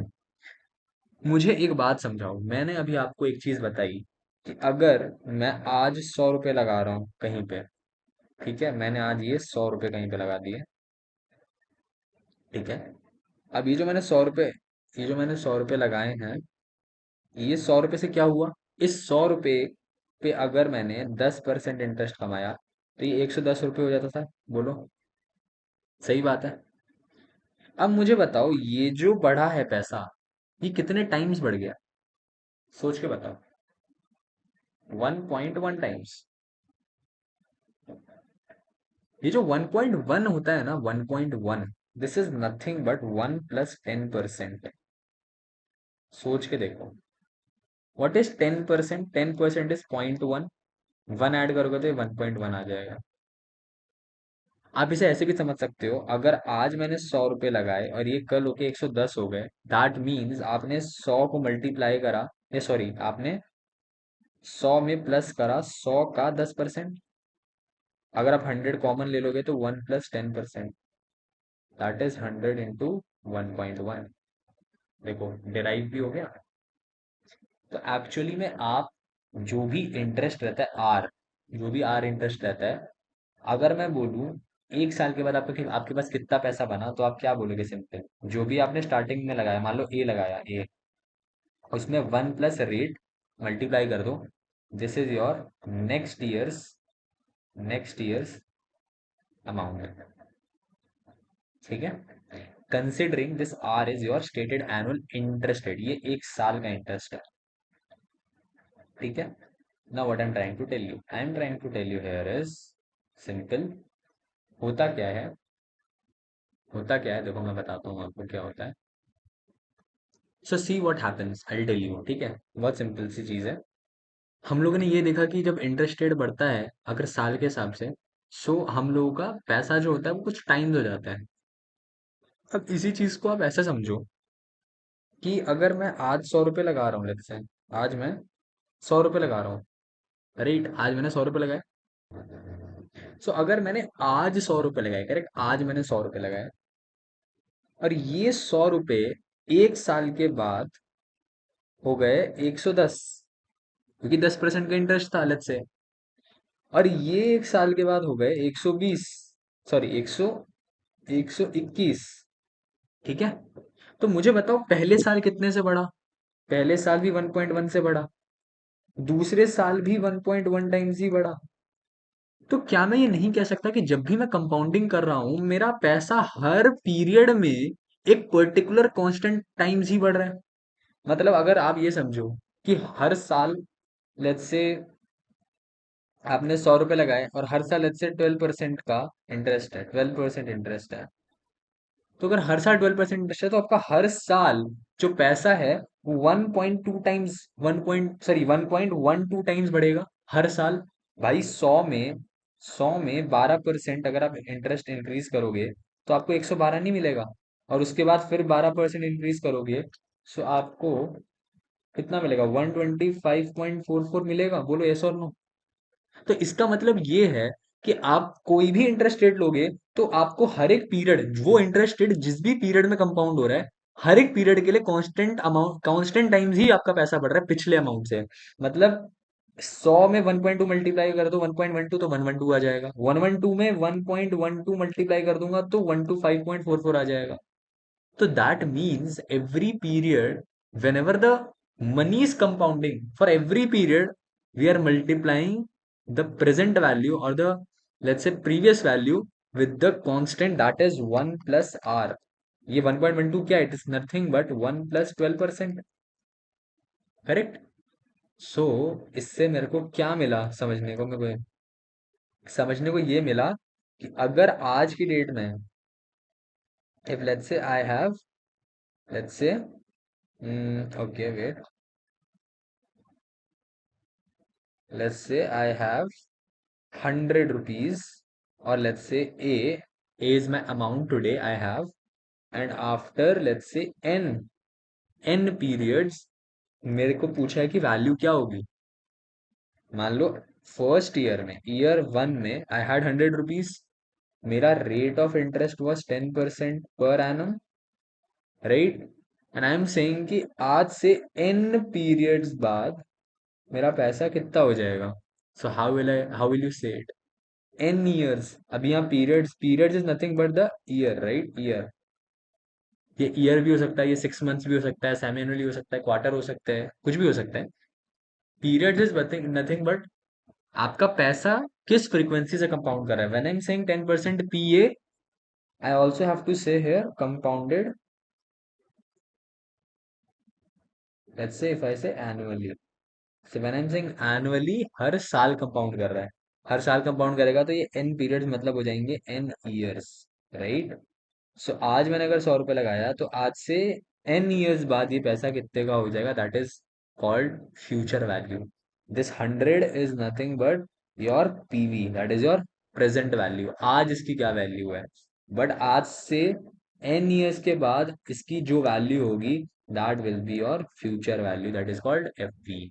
This PV and FV is very important terminologies जो आपको पता होनी चाहिए। क्या बात आ गई समझ में। सो हाउ यू कैलकुलेट, मुझे बताओ एक साल के एंड में what will be the amount. It will be the original amount multiplied by the constant that I said. What would be the constant, अगर 10% PA है, that mean the constant will be 1 + R, 1 + 0.1, that is 1.1। So her period में 1.1 का multiplication हो जाएगा, हर period में 1.1 का multiplication हो जाएगा। सो आप इसे कैसे लिख सकते हो, आप ऐसे लिख सकते हो कि if you have A here, after one period it would be A into 1.1, again it would be A into 1.1 into 1.1, that would be A into 1.1 ka whole square, then it would be A into 1.1 ka cube, right? So so this is your after first period, after second period, after third period. So after third period you are multiplying it by A into 1.1 into 3. So whenever n period come, what will be the formula? The formula would be A into 1.1 to the power n. क्या बता रही समझ में। This A into 1.1 to the power n को अगर general form में लिखना पड़ेगा तो कैसे लिखेंगे। A is nothing but, A is nothing but your present value, भाई जो स्टार्टिंग की वैल्यू ये वाली वैल्यू, ये समझ दिख रही है A, this A value, this value, this A value which we are seeing here, this A is your present value, and 1.1 is nothing but 1 plus R and to the power n। आप अगर यहाँ होगे ऊपर, here you can see this formula, FV is equal to PV into 1 plus R to the power n। So this is the actual inference and derivation की कहाँ से आया formula. हर एक पीरियड में आपका, this is the factor, 1 plus R is the factor, this factor is multiplying, इस factor से आपका पैसा ग्रो कर रहा है हर पीरियड में। अगर मैं कह रहा हूं कि हर 6 महीने पे मेरा पैसा कंपाउंड कर रहा है, तो मैं पता है क्या बोलूंगा। अगर मैं लेट्स से बोलूं, let's actually take an example, ठीक है। So let's take an example, मान लो अगर मैं बोलता हूँ 12% compounded quarterly, what does that mean. 12% compound quarterly, मैंने बताया था 12% तो होता है साल के हिसाब से, आपको क्वार्टरली का देखना है तो आपको डिवाइड बाई 4 करना पड़ेगा, एक साल में 4 क्वार्टर होते हैं, कितना आएगा 3%। सो आपका पैसा एक्चुअल में तो 3% से ही ग्रो कर रहा है हर क्वार्टर में। ओ माय गॉड सॉरी, आपका पैसा हर क्वार्टर में एक्चुअली में 3% से ही ग्रो कर रहा है, ठीक है। अब होता क्या है कि आप ये समझो कि 3% आपका पैसा ग्रो कर रहा है, करेक्ट। तो आप क्या करोगे, आप अगर आज 100 रुपये लगा रहे हो, तो क्वार्टर 1 के बाद यही पैसा कितना हो जाएगा, 103। उसके बाद क्वार्टर 2 के बाद यही पैसा कितने का हो जाएगा, सोच के बताओ। 106.09, कैलकुलेटर यूज करो कोई दिक्कत नहीं है। और उसके फिर क्वार्टर 3 के बाद ये पैसा कितने का हो जाएगा, 109.2727। See the point is very simple. आपका हर क्वार्टर के बाद पैसा जो हो रहा है ना, वो 1.303 से मल्टीप्लाई हो रहा है, बिकॉज दिस इज 3%। यहाँ भी दिस इज मल्टीप्लाइड बाई 1.03, आप चेक कर सकते हो। यहाँ भी आपका पैसा 1.03 से मल्टीप्लाई हो रहा है। So every single period, year और पीरियड में फर्क होता है, मैं दोबारा बोल दूं।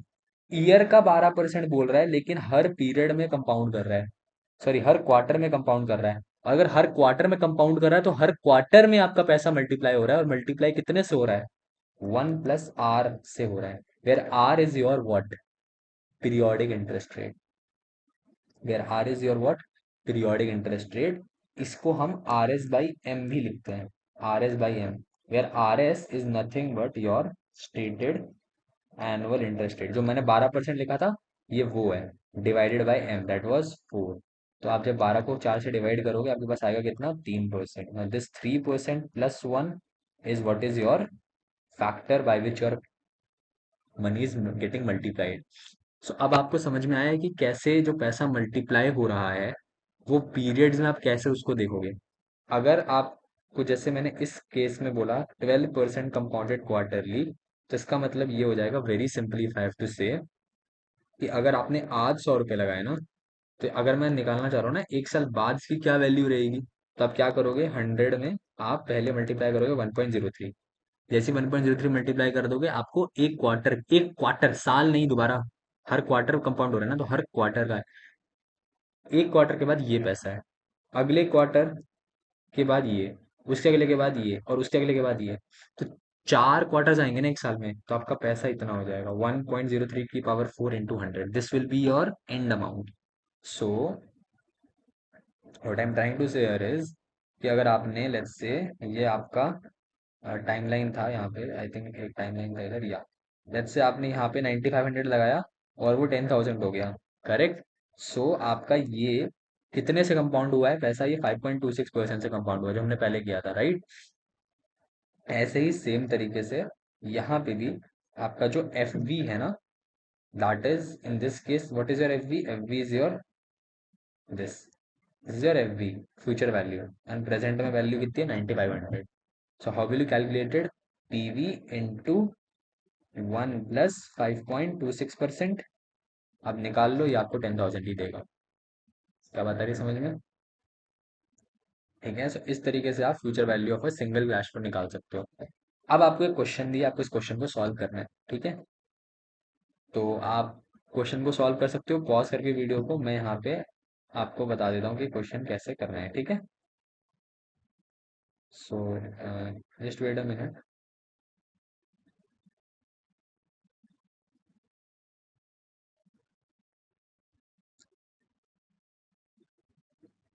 ओके, सो क्वेश्चन पहले पढ़ते हैं, समझते हैं क्वेश्चन क्या बोल रहा है, then will try to solve it, ठीक है।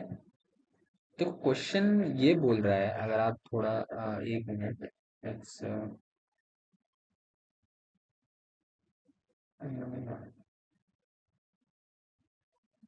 ओके, तो ये थोड़ा ज़्यादा बेटर है क्योंकि इससे, सो विल जस्ट, तो अब हो क्या रहा है ना, वो समझना मेरी चीज़। ओके, अरे मैंने,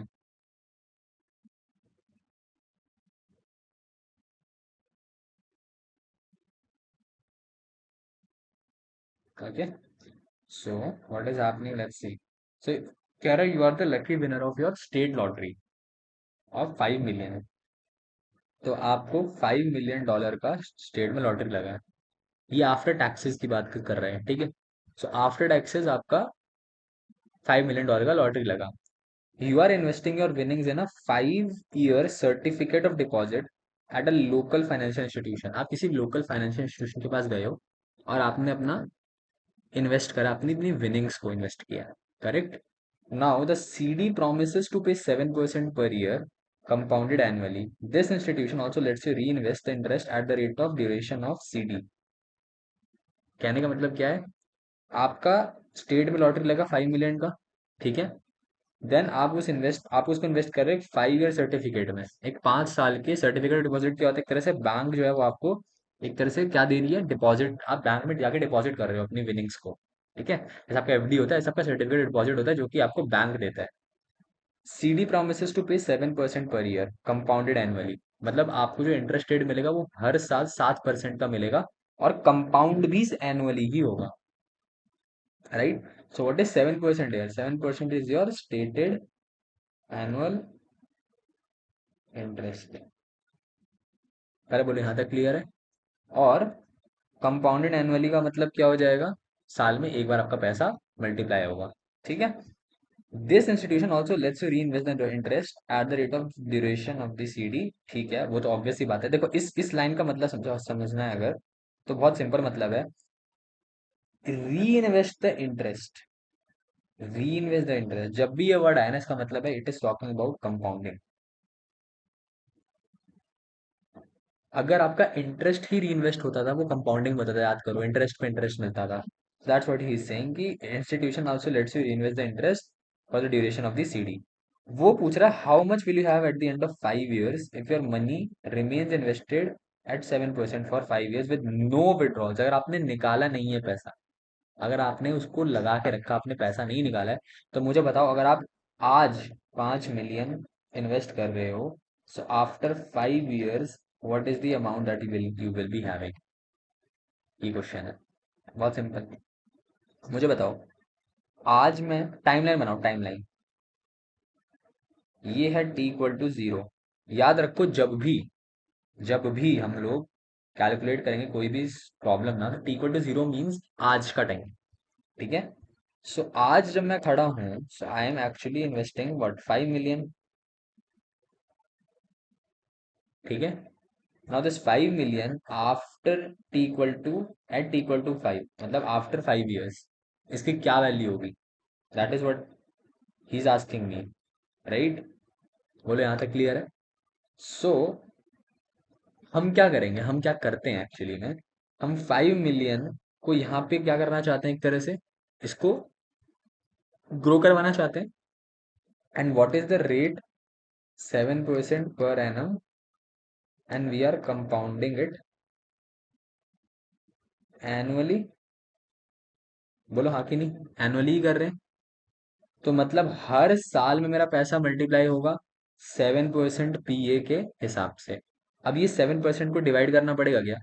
हाँ करना पड़ेगा, बट करोगे भी तो 1 से ही करोगे ना, बिकॉज एनुअली कंपाउंड का मतलब क्या होता है, m=1। एक साल में एक ही साल होता है भाई, तो साल में 7% से ही इंक्रीज करेगा। तो आप ये बताओ मेरे को, अब जो फॉर्मूला था, अगर मैं डायरेक्टली उसको पुट करूँ, what is the formula? FV=PV into 1+R⁴ this is the formula, right. So FV तो निकालना है मेरे को भाई, ये मेरी FV है जो मुझे निकालना है, फ्यूचर वैल्यू। प्रेजेंट वैल्यू मैंने आज कितना डाला है? 5 million। I put it as 5 million, आप लगा लेगा। PV=5, right. What is the rate of interest? Rate of interest is 7, so 7% मतलब 0.07। What is the N? That is 5।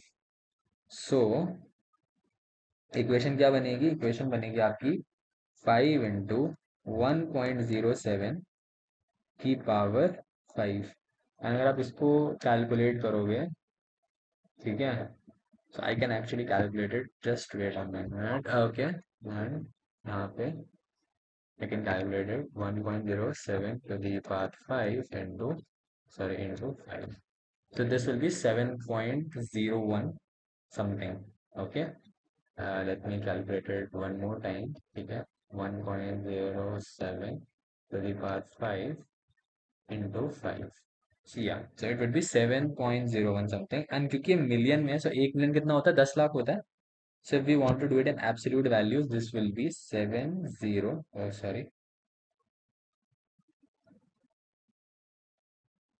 This will be 701275.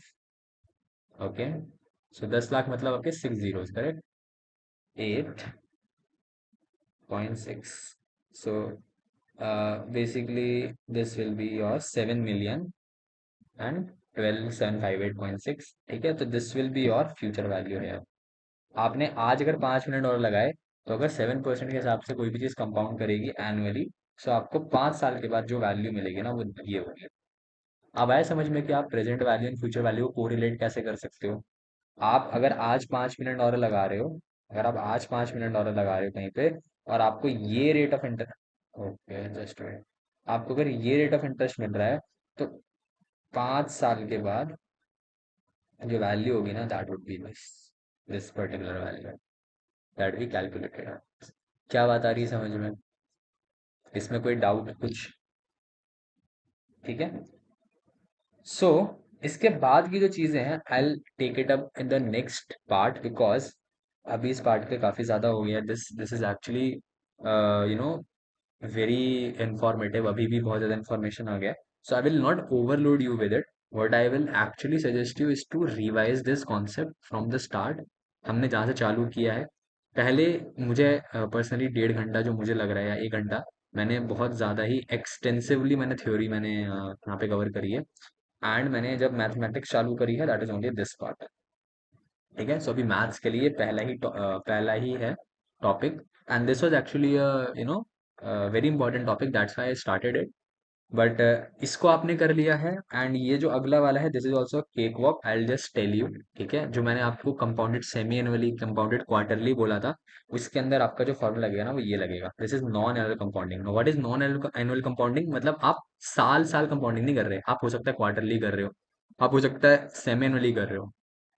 उस केस के अंदर आपका किस तरीके से कंपाउंडिंग होगा, that is what it is. ठीक है। जो कि मैंने आपको एक्चुअली बताया नहीं है ढंग से, बट हाँ मैंने आपको एग्जांपल दिया है अभी तक। So when I will come on to this thing, I will tell you how to do it. Okay.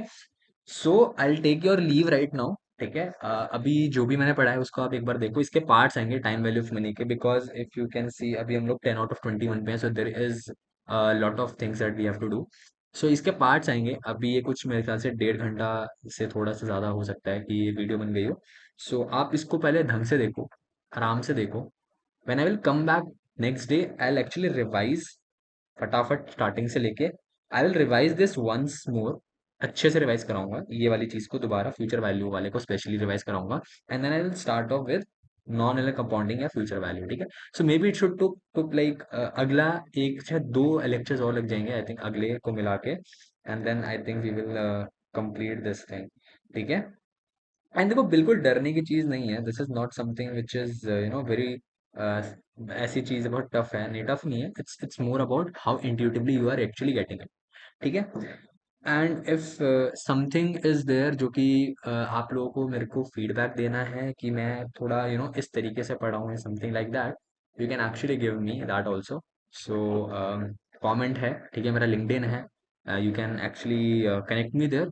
And I definitely definitely incorporate जो भी आपके सजेशंस होंगे, या फिर अगर आपको कुछ डाउट्स हैं आप उसे कमेंट में पोस्ट कर सकते हैं। I will reply to all of them. ठीक है। So I'll take your leave right now. I'll just go to the last page जल्दी से, just a minute. Okay, okay. So just keep grinding, okay? And I'll see you in the next video. And take care. Bye bye. And keep learning, keep revising what I have told you. And आप time value of money के अच्छे अच्छे questions करो। I will send you some links and some questions also, जो कि I will attach in the description, जहाँ से आप प्रैक्टिस कर सकते हो एक टाइम वैल्यू ऑफ मनी के अंदर अपने कॉन्फिडेंस को बिल्ड करने के लिए। ठीक है। And eight the end of the session I also actually यहाँ पे अगर आप देखोगे तो कुछ कुछ क्वेश्चंस हैं that I have picked up, and there are more questions also which I can give you, which I will solve after I complete this. If we will have time, तो हम फिर इसके बाद भी बहुत सारे क्वेश्चन हम लोग कर सकते हैं, because time value of money something which is very intuitive, very interesting also. अगर आप उसे करते जाओगे and when you are able to do it, तब आपको मजा भी आएगा इसको करने के लिए। ठीक है। सो अभी के लिए we will I will take your leave, keep grinding, and this is be the one signing here, Dhruv signing here and signing out, sorry. And we'll be in touch in the next video. Okay, bye bye.